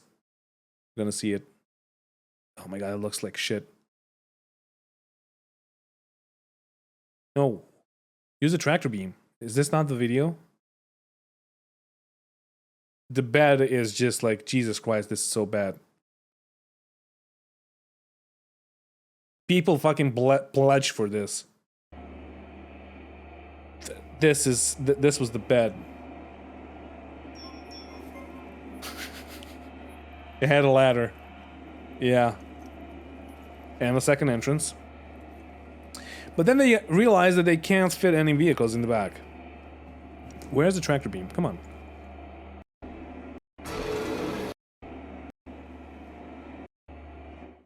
This is the toilet. There we go. Oh no, this is the turret. Never mind. Where the fuck is the tractor beam? Was it here? No. Yo, this looks like shit, honestly. So anyway, this guy didn't use it, but there is a video. You can YouTube it, and there is a tractor beam in the back. It doesn't work, but you can use it. Like you How's can the golden standard interact for the with it. Retaliator going?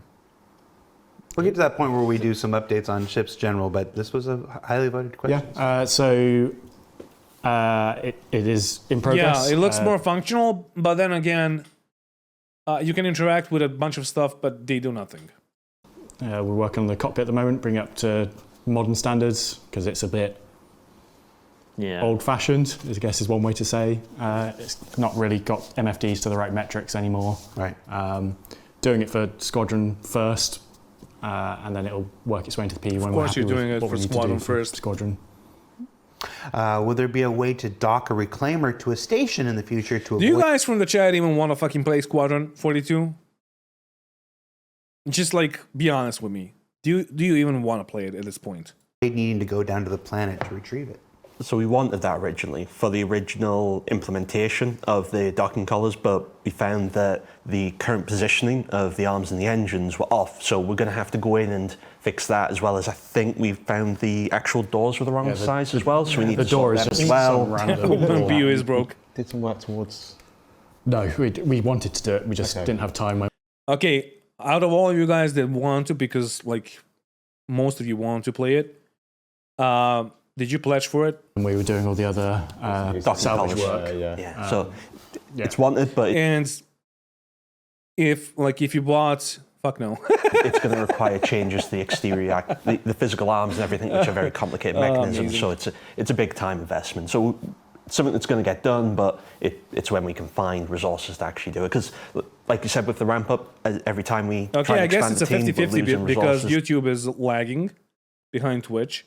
So it's like it's a split between a yes and a no. To actually amazing. train the new people that are coming in. So complete rework for the reclaimer. Tyler. I'm just kidding. I was trying to make a joke and then I got the names mixed up. There's certainly a lot of room for improvement with the reclaimer. Like the rear cargo lift and everything needs the whole rear section of everyone's favourite multi-stage elevator. Wait, did you say Starfarer or Reclaimer? Reclaimer. Okay, so Starfarer is perfect. Starfarer is not perfect. The Starfarer is having its insides pulled out, redone completely. Can I watch that? They actually said that they were sorry about the Starfarer and one of the STLs a long time ago. But it was the first capital big ship in Star Citizen, so yeah. Can I watch it? Stream it pay-per-view. Absolutely. Yeah. Star Citizen was the real product, and Squadron 42 was the single-player game mode of Star Citizen. You can look it up on Kickstarter, and you can see that Star Citizen is the thing. And then you have the game mode of Squadron 42, which was shipped with the Star Citizen game at the start. And then you will go through the campaign, finish that, and go into the Star Citizen universe. Or you can just become a Star Citizen, whatever, like without even playing the single-player mode. But they split it in 2016, I'm going to say, because I don't care. They split it into 2 games, and then they made Squadron 42 a priority. So we have personal feelings too. But the fact that John just said that the Reclaimer needs a complete rework of the back and the elevator, I'm really digging that, because Jesus Christ, that elevator was broken for as long as I have played the game. That's like 3 years, probably even more. And even if it isn't broken, it's still not good. So yeah. We talked a lot about the capital ships. If they were serious, they would have updated the Reclaimer just before the salvage came in. I mean, if they were serious, they wouldn't release the MSR without data running, without like the main game loop of that ship or the Carrack without all of the game loops that should come with that ship, etc. So it's like this. One of the most voted up questions here is about the Polaris. Simply put, is the Polaris actually in production? It shows that it is on the progress tracker, but the Apollo was once on the progress tracker at one. That's the thing that I was talking about. You gotta check and see which team is working. Like if you go to the progress tracker, they're working on a lot of stuff. But if you check which team is working on what, you're gonna see that, okay, so the vehicle content team is working on something, therefore maybe it's gonna maybe they're actually working on that ship, right? But if you see vehicle art team, then okay, so they're just making JPEGs and like the interior JPEGs for themselves for whenever they start actually working on the ship. So you need to know how to like read the progress tracker. One point as well, and priorities change, and yada yada yada. So we'll go to Camera John here. There's one. Camera John. There we go. Don't know the questions. That just sounded like Ben wanted the question. No, I didn't. You were talking crap. I think it's only fair. Ben. All right. So is the Polaris in production? I'm going to start with the Apollo. Let's talk about capital ships and when they're in development. So Apollo. The Apollo is now a capital ship. Yeah, it grew so much. Don't. All right, we'll talk about the Polaris. So the Polaris is I'd say it's more in pre-production. Like we are spending time investigating it at the moment. As we've already kind of hinted on, when it comes to doing our capital ships, we want to make sure that we're... Also, ships being in pre-production does not mean that they go from pre-production directly into production.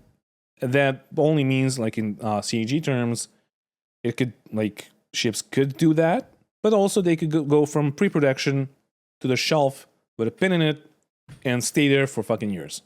Tackling them in a way that allows us to scale up to not just do one capital ship, and we can tick off a few more from the lineup. It is like literally the last couple of weeks we've been looking at it, breaking down the concept, breaking down what is involved with actually delivering it. I think what people need to understand as well is, this is quite an old ship. The concept is quite old. There's a lot of gaps in it, as Corey mentioned. So really, we're just doing our kind of, our sanity check on everything, make sure we've got everything in progress. It will be going into full production very soon. Shortly, yeah, very, very soon. Very soon, TM. So Chris deleted the old interior setup level for it this afternoon, ready for the new one. So that's how soon it is. We are working on it. Yeah. It's just it's a full team on it. Yeah, we're doing the pre-productions. That's in the pipeline last time. There's been a lot of pre-planning changes to help us further, not have us trip over ourselves. So it is in production in that sense. Yeah, it hasn't started like white boxing. We haven't started like adding assets to the editor and stuff, but we are basically doing a full breakdown of what we've got, working out how we're going to tackle it, trying to get the plans in place, and answer the questions. There's some holes in the concept which we could do with a little bit more work on, and they're a bit loose. So it's just kind of breaking down that stuff. But we haven't got a team of artists that work on it. We have one, and then I look at it every so often. Corey sticks his nose in it, and it's just it's us trying to. We want to come to a point where we can come together, have a proper kick-off with the team that are working on it, and go, okay, we know what we're asking you to do, rather than being like, hey everyone, let's have a look, click, this is cool. Yeah, and to touch on the roadmap bit, okay, something that often gets overlooked on the roadmap is... So maybe next year, maybe in 2 years. Particularly show maybe in 5. People moving on and off projects or tasks. So you could have someone on the Polaris for 1 week, and they go off it for a week, and then they go back on it for another week. That will show as 3 weeks continuous, or you could have one person come on, one person go off, then another person comes on, and that will show maybe 2 people 20, for that entire time. In conjunction with that, we've, as part of all of our pipeline work, we've been moving away from our previous scheduling method, which is what the roadmap uses, to being more in Jira. And then, because that live updates with the data as we're working through things, and then at some point we go back and put it in there. So there is a bit of lag in how the roadmap updates. So yes, people have been working on it, but it's not like hey, we've got 8 artists working on it since 2 weeks ago when the roadmap said. I mean, he was right. It didn't take 10 years. It's already 12.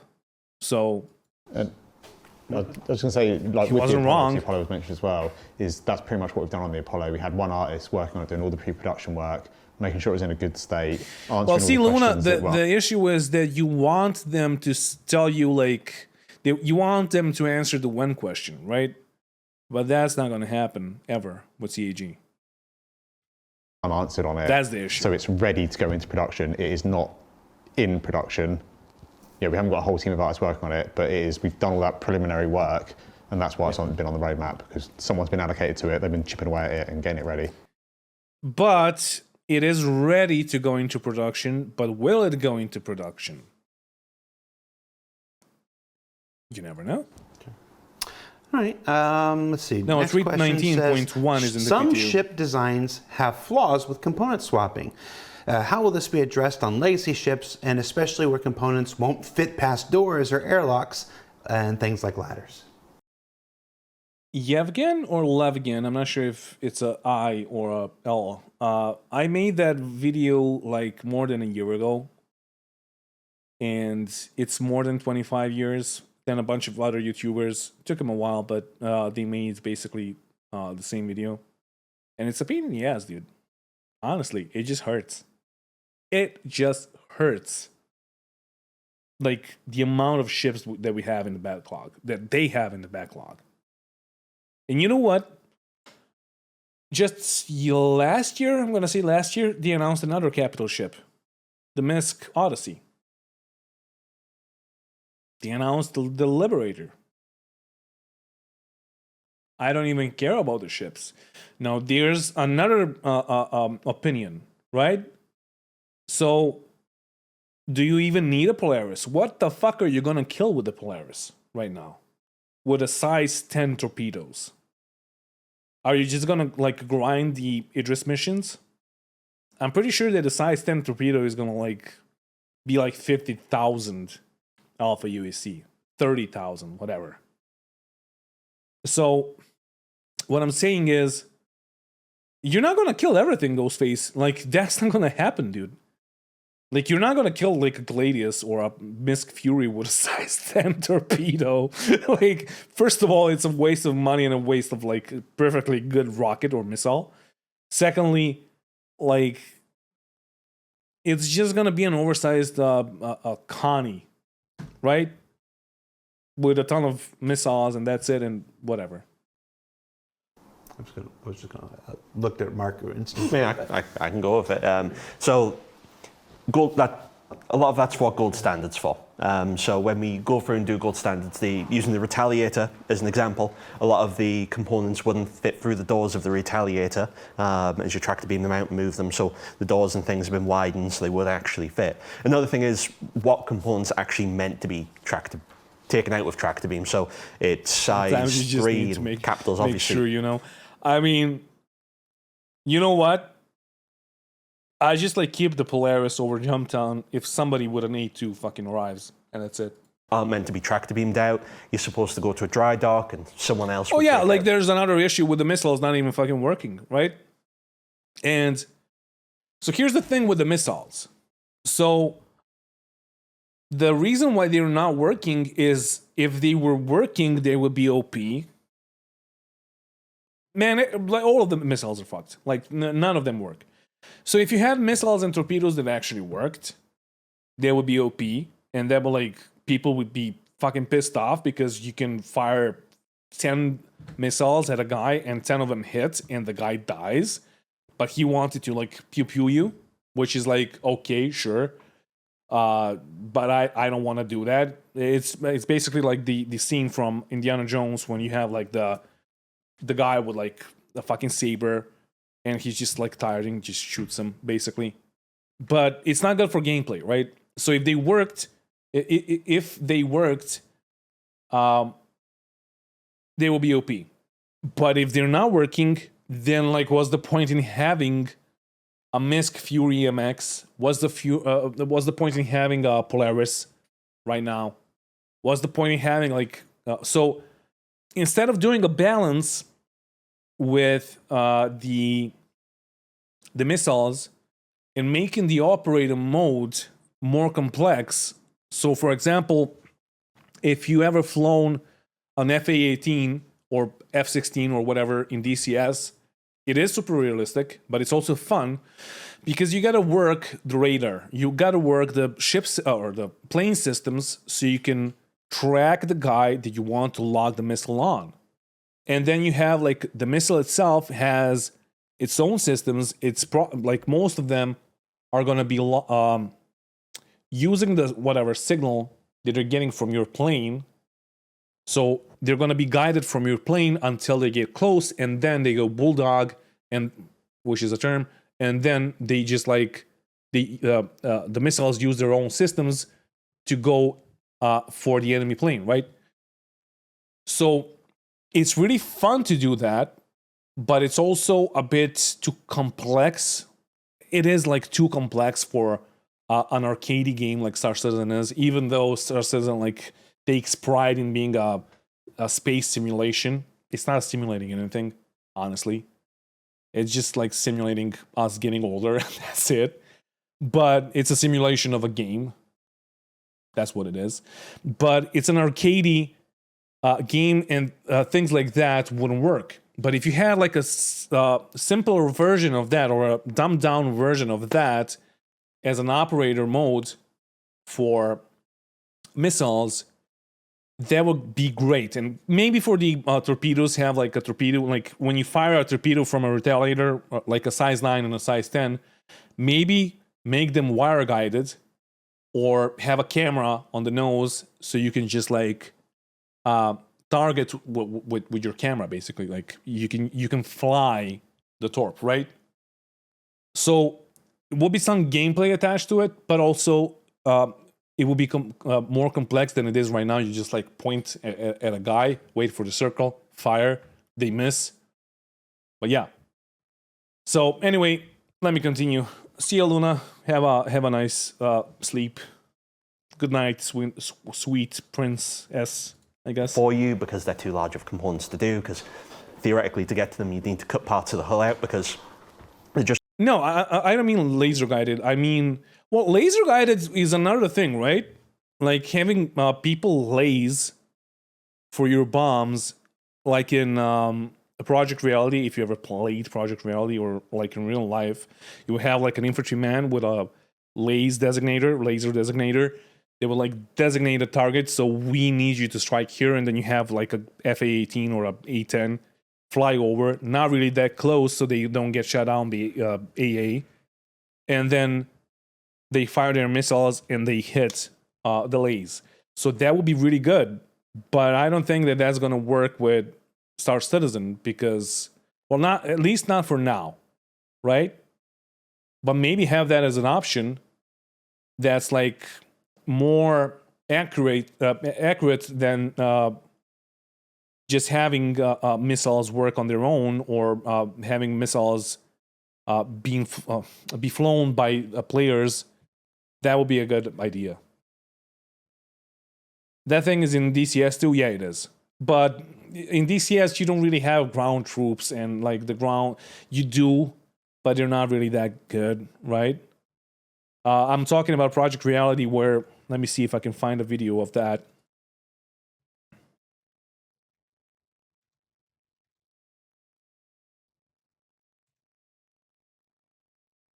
Okay, lasing for... So this is Project Reality, which is a mod for Battlefield 2. The whole thing is free to play, and you get Battlefield 2 and the Project Reality mod for free. You make bases. It's a 50v50 on a server. It doesn't look good, but this is how it works. So you laze with your laser designator. Go right in front of us now. And the bomb that just like fell, maybe it was a missile, I'm not sure, was from like a CAS, or close air support. They just flew over, but not that close, because I think this is a Shilka, because this Shilka would just like tear apart the plane. Take down. Roger, thank you. Gun run for AA. I wish it worked like this so bad. Yeah. Oh, this map, dude. I have put so many fucking JDAMs and missiles inside this hangar here. Jesus Christ. So this map is perfect for CAS because like you can just like massacre infantry. Down. Just do lots of infantry. But yeah, so if you had, so this is why this is good, because this is like you have infantry, you have choppers, you have attack helicopters, you have emplacements, you have tanks, you have whatever. And there's a bunch of AAs. Like this is, I think this is, as far as I remember, this should be a AA, or maybe this is a TOW emplacement that the players built. So you can't really get close to this whole base with your CAS or with your planes. So the only way to do it is to fire the missile from far away. But how do you guide the missiles? Because you can't see where the emplacements are. Well, you have infantry on the ground. So it's a rock and a paper and a scissor kind of a situation where,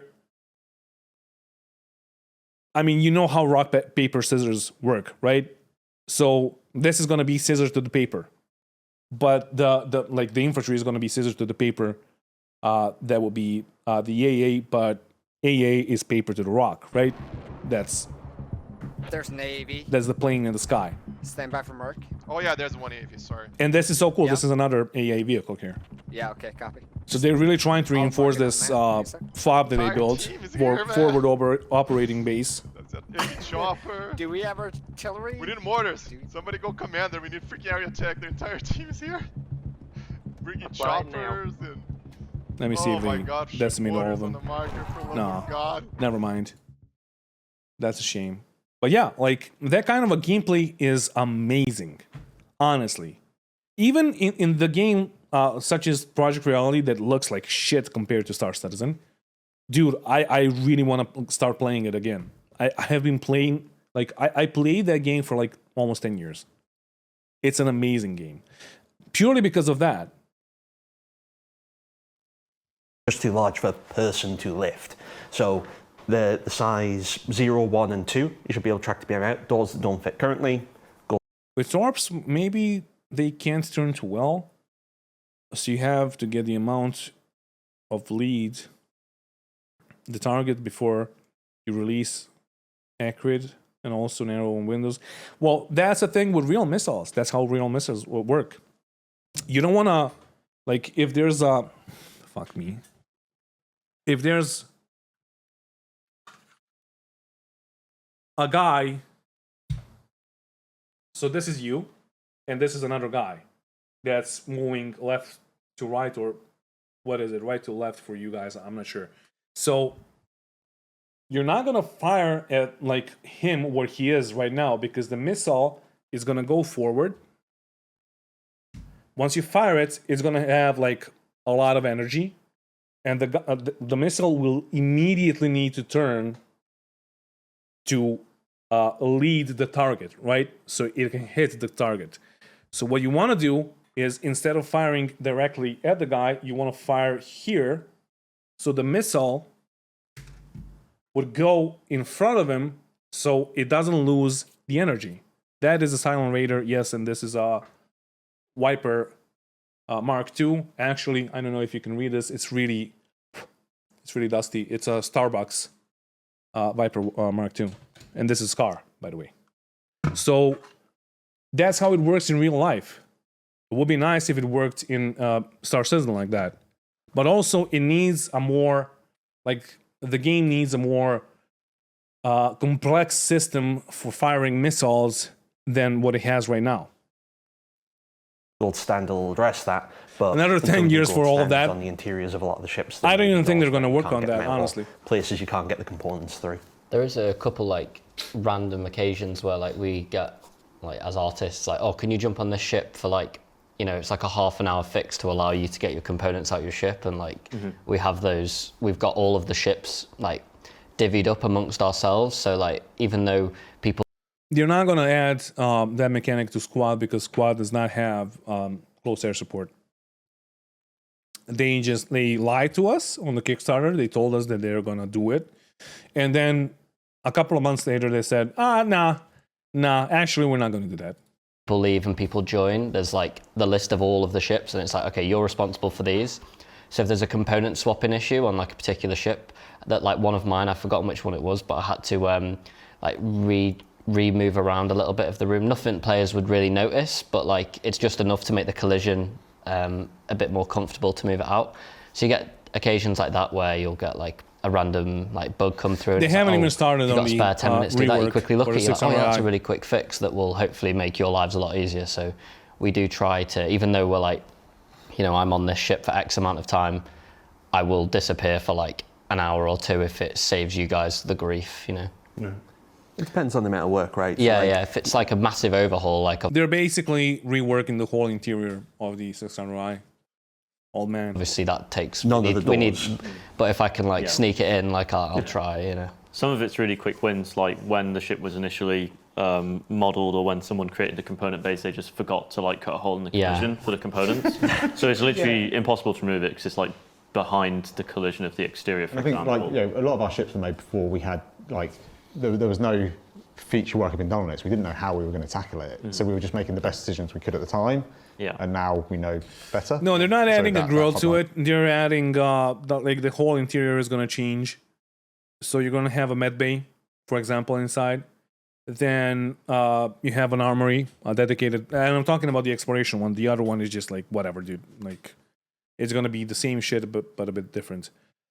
And you're going to have cargo storage upstairs, and also you will be able to have like a bigger vehicle inside of it. So the whole interior is getting reworked. But the crappiest thing about it is that right next to the engine, the luxury apartment with the not apartment. I guess it's an apartment. I guess with the luxury bed and all of that is going to be like right next to the engine room, which is just like stupid. But yeah, whatever. Is involved, and some of them are super quick. Some of them are like, this door has no animation, it has no mechanics to do the animation, there's just a hole behind it, and they're the ones that take a bit more time. You know, they need a proper art pass, proper design pass. That's why they call it game development and not game construction. Yeah. Well, I mean, Vanguard's a good example, right? Had that little railing, which from that point looked nice, having that little railing as you go up the stairs. I think so, where you just cut the railing off. It's a small little thing, easier to do, but like at the time when we did it, looked good from that standpoint. No one really thought, oh, that railing's going to get in the way of the components, because it wasn't something that people actively same thought about. Same with some of the component hatches that have doors that sort of clamshell open. Yeah. They were done so they open it, looks nice and cool, and like, yeah, it'll fit out there. You can get but then when it comes to actually taking it out, they're a centimetre not far open enough. So there's all sorts of little things that you don't spot. Yeah. And this is the kind of stuff that happens with any video game. It's just usually This is the kind of stuff that happens when you don't have your systems in place before you made the ships. So if you had the components, the sizes of the components, if you haven't changed the size of the boxes for the 1SU boxes, if you didn't, how much did I give CAG this week? I gave them for a Fury and for the thing, the Blinks, whatever. So $100, I guess. They don't have a live environment in the middle of their development. Yeah. So, It's kind of it's just tech debt, really. Like, you know, a feature comes online, it gets proven out, and then if we have to re-implement that into a bunch of like existing assets, you know, we try our best. It's just like an endless loop of like, why don't we have all the systems in place? Because we didn't think them out.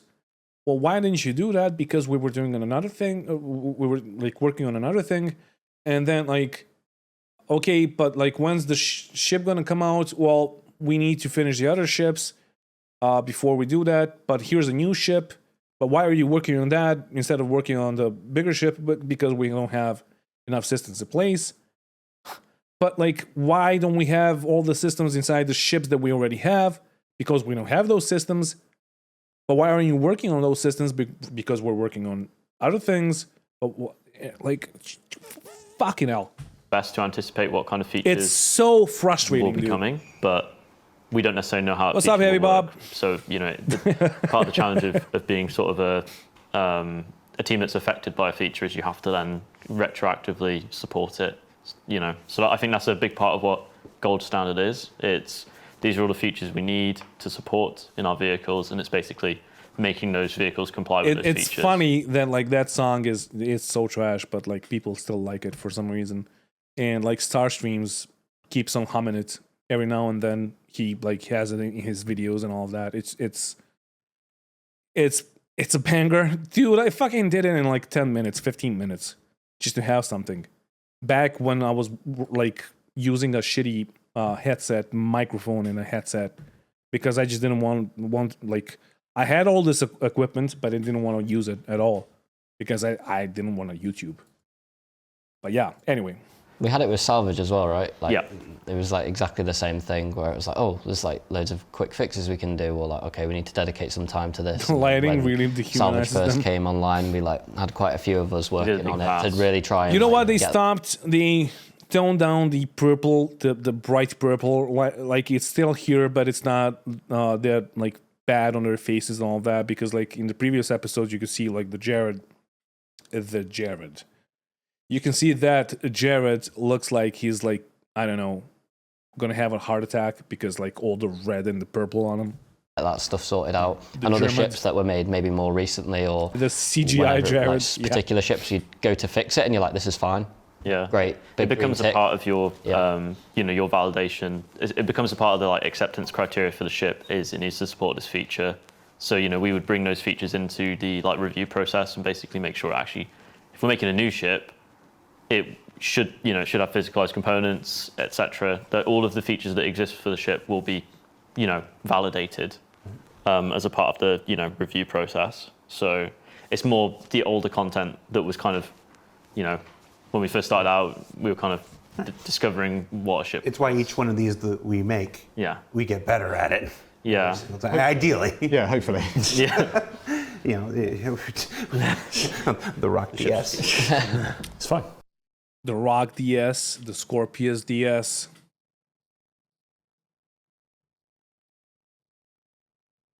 Cut you off. And it's like, no, terminate it. Cut them off. Was that the emergency button?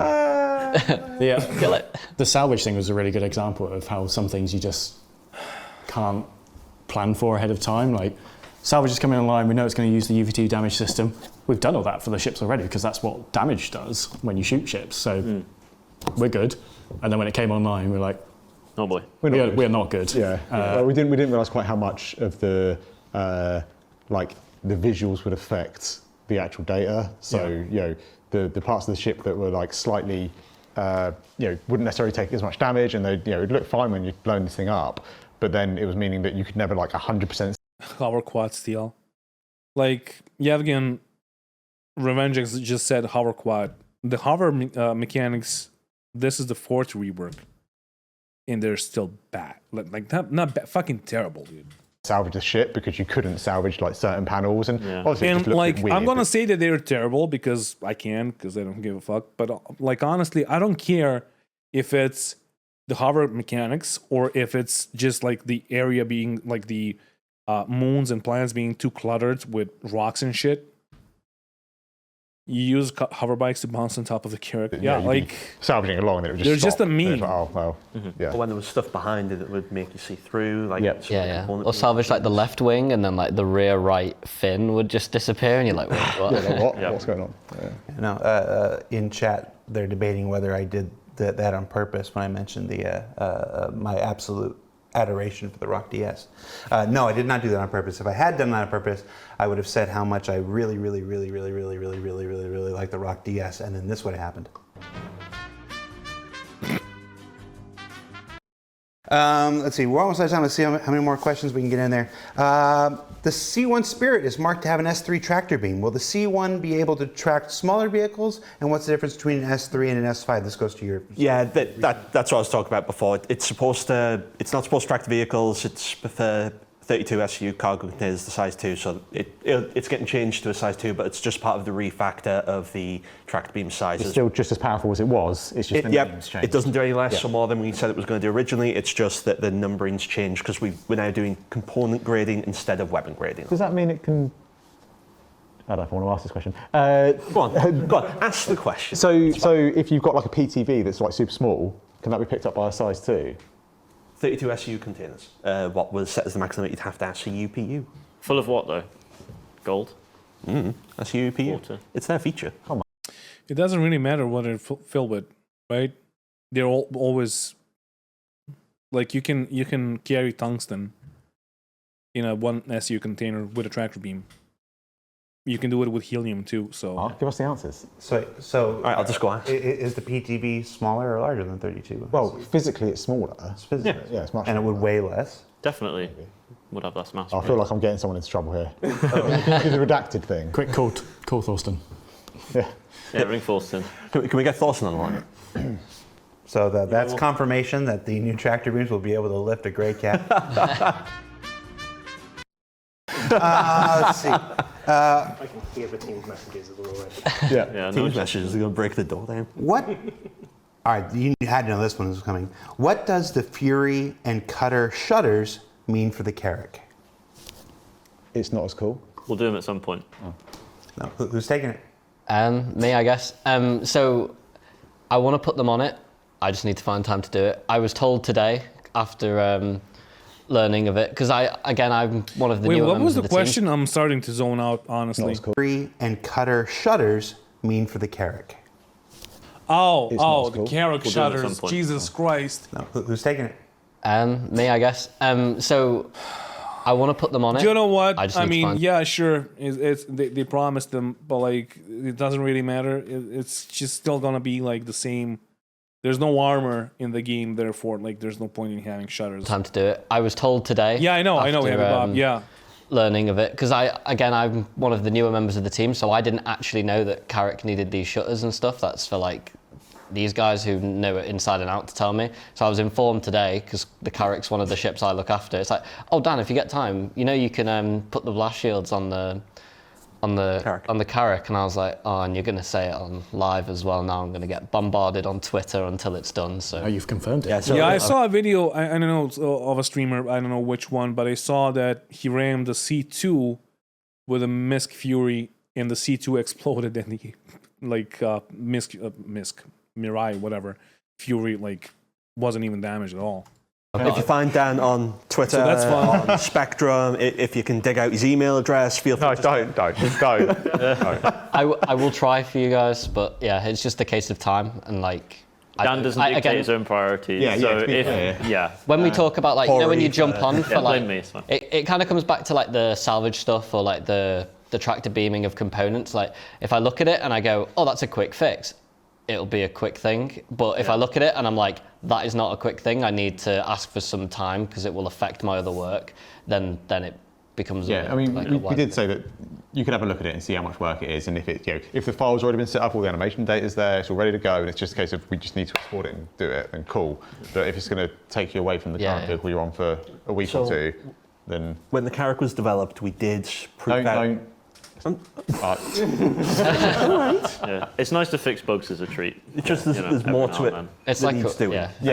We made sure it would work, but that's okay. All right. I thought you were going to say, yeah, it would only take 5 minutes. No. What I'm saying is we just proved out the spacing, the animation mechanism and stuff. Like it's going to need UV2s, it's going to be LODs, it's going to need more detailing, popping, like all that stuff. It's not going to take 5 minutes then. No. I mean, he did manage to build the entire Fury all by himself. Yeah, I know. Rip On a Alex. single Rip weekend. Alex. Yeah. In memory of Alex. In memory of Alex. F's in the chat. Jesus. Let's see. A long time ago in the shipyard articles, you mentioned different component types. We talked about sizes, industrial, military, etc., and the ability to tune them. Is this still the plan? And if so, can you give us any hope for the future of tuning? Love Twingo? Oh, that's your car? Yeah. Twingo? We'll talk about the Twingo for the rest of the time. It's sort of more of a EU-PU thing now. Definitely plans to have those different types, grades, sort of like performance windows for different items. And they have a pretty comprehensive engineer slash tuner slash repairer gameplay proposal that they're working on as part of some of the other features they're doing. So it's sort of tuning items is part of that. No, he didn't build it in a weekend. That was a joke. It was a joke from the start because he said it looked like he was working alone on the Fury in the IC. And then they start like... Then he realized that, and he started to talk about the other guys that were working on the Fury, and then it looked like one of them died because he was like mentioning him so much, and he was thanking him so much, and all of that. So yeah, that's like a joke from the start of this stream, whatever. Yeah, with that, let's see, anything else? Normally, we're just about out of time. Normally, we do kind of a round robin on ships that are in production right now. Because, like you said, sometimes the public roadmap falls a little bit out of sync and stuff like this. Can you just give us an update on ships that are what you would consider in active production as opposed to like pre-production? We know the Polaris is what we consider pre-production. Yeah. Somebody's on there scoping out the work necessary before it moves into production. But what's in active production right now? We're in the danger zone here now. Yep. I'm going to slowly do it and look at John as I see it. So there's Redacted that's on Josh. Yeah. There's Adam's. Will I talk about that one? I'm trying to think what Adam's doing. Just let John answer the fucking question then. Jesus Christ. Spirit. Yeah. Yep. Too late now. I was pretty sure that one was safe. So we've got the Spirit in. What else do we have? SLV just finished art and design. Yeah. Obviously. Hull C. Yep. Hull just C. At the end, in its final teething. We've got some more redacteds that were on Chris. What else is it? What the US work on? X1? What's the US work? X1's about to start on the US. Technically, that's had a little bit of work done already, but... Yeah, the Storm is storming through production. He did it. No, it was in the segment. It was in the episode yesterday. You said the Storm is storming through. Yeah, no, we actually... We missed a narrative bit. It's, again, some of those things that missed through. It's like, in case you guys didn't catch it from the episode, the Tumble Storm is in a concept promotion right now as part of Invictus, but it is already in production with the LA folks. It's looking good. That stuff you saw at the end, that was not concept art. That was the actual white box and into gray box stuff. It's looking great so far. They're doing the Santok guy as well. We'll be updating for the... Jared is just acting, dude. We'll be showing you an update on the Santok Yai for Alien Week in just a few weeks. Montreal working on some variants of an existing ship. I'm just trying to mentally go around the floor. Oh, variants. Pretty sure that's all of them. Retaliator stuff we're doing, we talked about before. G12? G12 will be going... So in the next year, backlog ships that will be going into production, caveat, things can always change. Yeah. Polaris, Apollo, G12, Raylan, X1s. I'm noticing something conspicuously absent. I don't know what you're talking about. Band new. So we'll talk about the Merchantman briefly, because we discussed like how we want to do the backlog of capital ships. So we want to start with RSI. Because doing the Polaris first helps. Because you have like 4 ships in the backlog. Well, 2 Apollos, but let's count it as 1. Orion, Polaris, Perseus. And then you have the one from last year's IAE when people voted for a ship that they're going to make. And medium-sized... whatever, fucking mining ship 1, and it was the RSI Galaxy, thank you, so 5, and then you have that one, I forgot the name of it, so that's why they're like gonna focus on RSI, like I understand that, totally, fine, sure. Odyssey? No, the Odyssey is Misk, Bob. But yeah. Reduce the amount of work needed for the Perseus and the Galaxy. Mm-hmm. So those 3 will likely be like BMM, like a chain of dependencies from each. Why would they even fucking work on that? Oh, yeah, because they sold it. But you know what? They gotta they gotta announce a bunch of like new Banu ships for them to work on the BMM, so they can like use the assets for the smaller Banu ships. Each other. Kind of shared assets. Yeah, there's a lot of shared assets between them. Obviously, the exteriors are like quite different, but you do an RSI hall kit or corridor kit, floor kit, doors, beds, chairs. yeah, it all gets reused across them, maybe with some slight material differences. So there are a few things that were problematic with the BMM. Firstly, everything is unique. No, I'm kidding, Bob. Like I'm kidding. But do we like the fact that all the RSI ships are gonna look the same, but there's gonna be a size difference? Is that like why we spend $750 for the Polaris and what, $625 for the Perseus or whatever? Is that like when they say, well, each ship is a work of art, if they're reusing assets?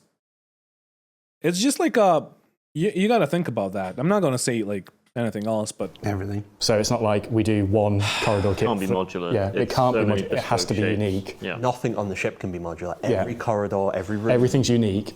So the amount of time investment. I know, Bob. I know. There's some chairs, but even then, some of the chairs we couldn't reuse because of the shaping of the rooms. So like molded something. Yeah. Right. There's so like lots of bespoke everything. geometry. It was. We covered all that. We had a lot of people on there. We covered all We that. had some even like unfortunate in today's people leaving, stream. which they've been here quite a while, so we'd lost a lot of sort of that team knowledge and part of rebuilding the team. Yeah, if there's some similarity, then yeah, fine. But if it all looks the same, like for example, all of the space stations, then what's the point in having different ships? Oh, because one has torpedoes and the other one has 4 size 7 turrets or guns on it. Sure. Obviously, effectively, again, like we said, hopefully they're not going to be staff that members similar, go, hey, right? Welcome to the Banu Merchantman. Here's a completely bespoke thing.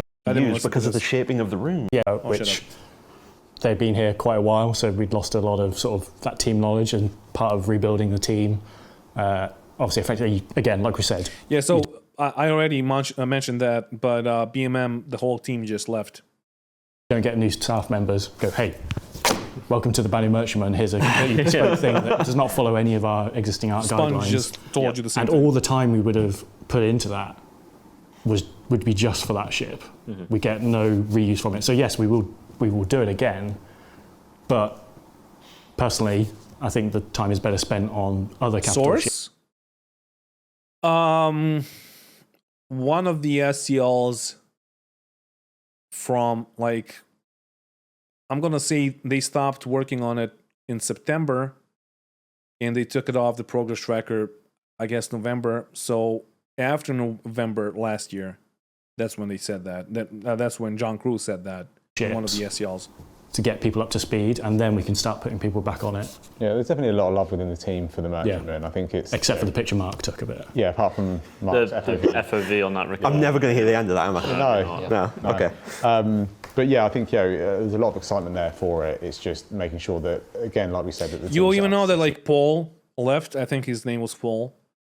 He was like one of the lead artists for concept art for ship design, and there was like not a back and forth on Twitter between him and John, but there was something that seemed really personal. But yeah, I don't want to go into that because I don't care, honestly. With it, and we can actually deliver it to the standards that we expect. Can you imagine training new people on developing a brand new art style for a ship? Because like, I generally think Merchantman's going to be one of the hardest ships we ever do, just because of all the additional factors that involve it, the scale of it, the fact that nothing is really reused. It's all unique molded, all the rooms, all the floors. It's that. It's a different cool like, art style of modelling as well, right? In terms of our like actual discipline of like how we make ships. More organics. Yeah, it's like more like traditional vehicle modelling, like than it would be like a hard surface weapon. Yeah, it's hard surface meets organic and this weird. It's automotive. Style. So we'd worked on that process and we had a good process in place, and it was just unfortunate that someone chose to go off and chase new adventures, and the Endeavour would be a tough cookie. It's not even a cookie, dude. It's a fucking M1 Abrams. Honestly. Like, yeah.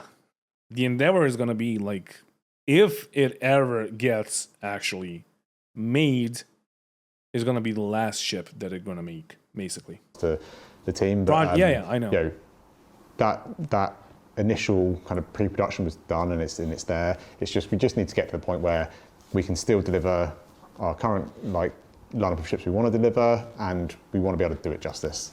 And it just takes a bit of time.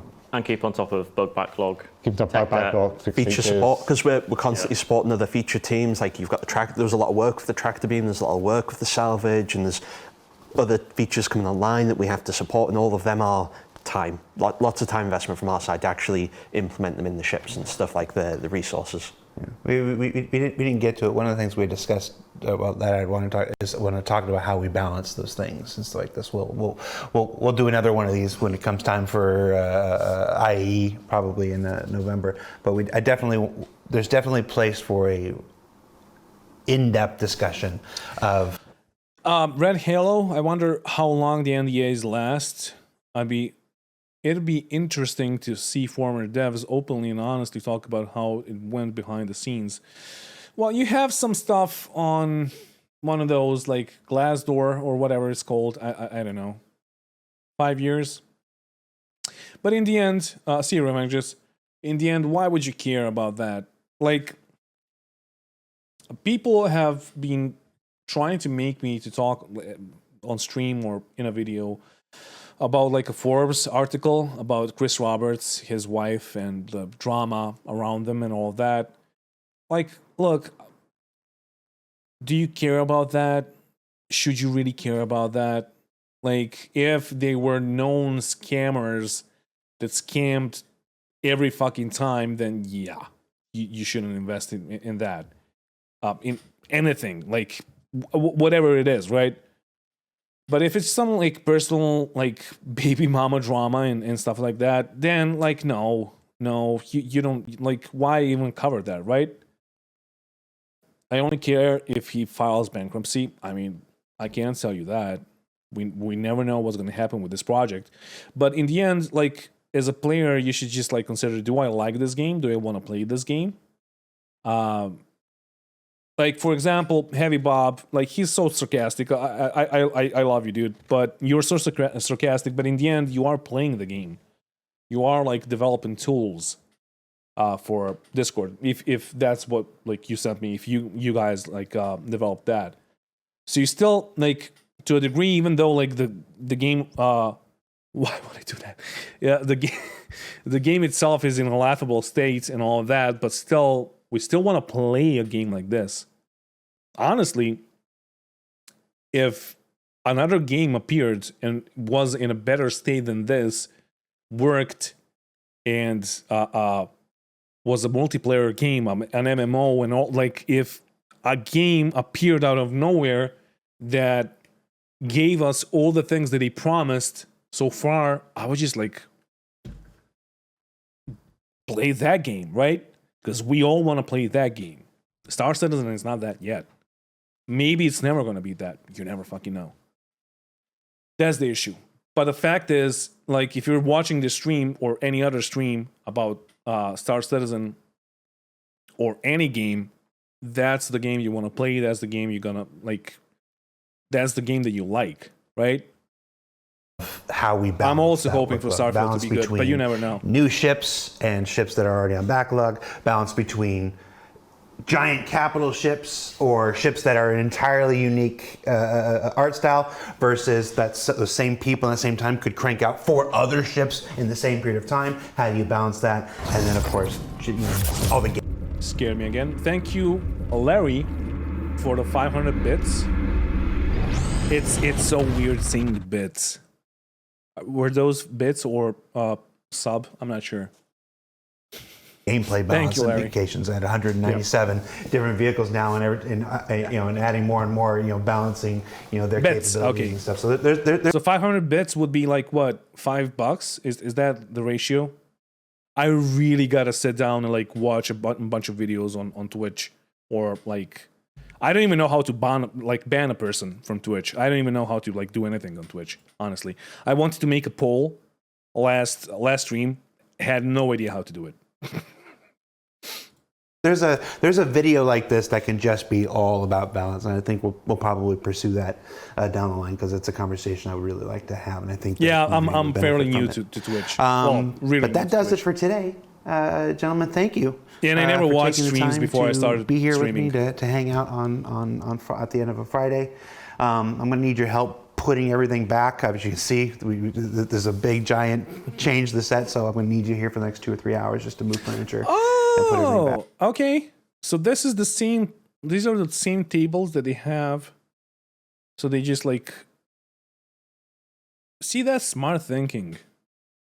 Honestly, they can make a round or triangle table, whatever. That's good.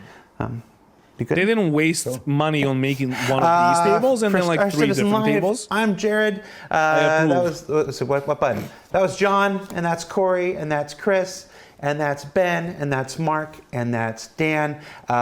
Enjoy the rest of Invictus. And Dan is 16. I think there's more promotions of the last weekend and stuff like that. If I had thought about it, I would have looked it up and told you about it, but not good. Yeah, oh my god, this is so fucking loud. I'll see you next week. Thank you for the gifted sub.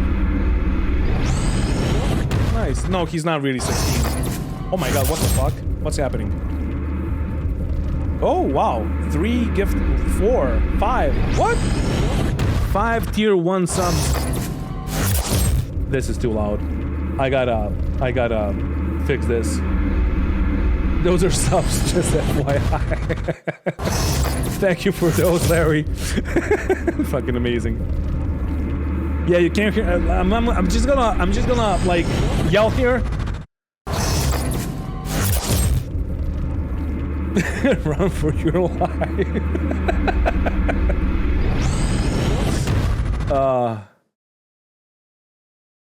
The silence. Is it done? Whew. Thank you, Larry. It's gonna help out with the old, well, not old, the new computer, because I still gotta fucking pay for it. But yeah, I knew what subs are. I thought I fucking lowered the sound on this, the volume, but no, I guess I haven't. I don't know. Tune in for Inside Star Citizen next week. We are talking about the... I know that I wanted to say something, and then loud noises happens, and I just gotta clean up the blood pouring from my ears. All right, I'm gonna do it after the stream today. No, it's fine. Thank you, Phoenix Larry. Arena Commander next week, and there's a lot of really You're cool amazing. stuff coming. So stay tuned for that. And I think we should just end it there. No, you gotta see. Don't forget to bring it on when you're traveling through space, Jared. Come on. Haven't done Corey's introduction of role. Oh yeah, I'm sorry. Corey, would you like to introduce yourself? Hi.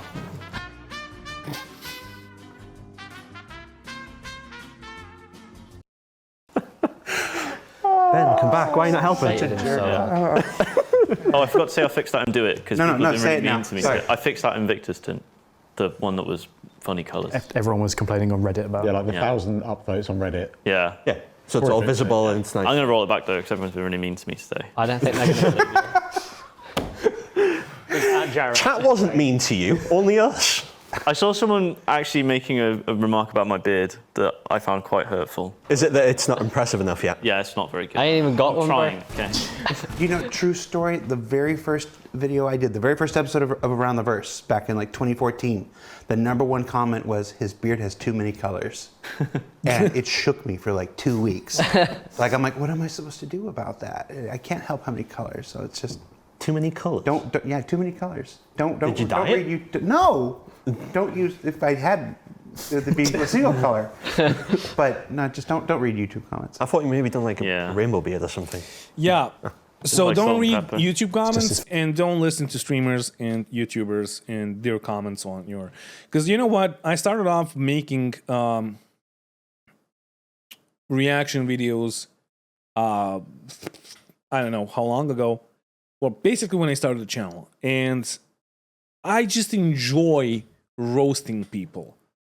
And now I'm just like trying not to do that, because when you do that, somebody's gonna get hurt. Like, butt hurt. So I just don't do that anymore.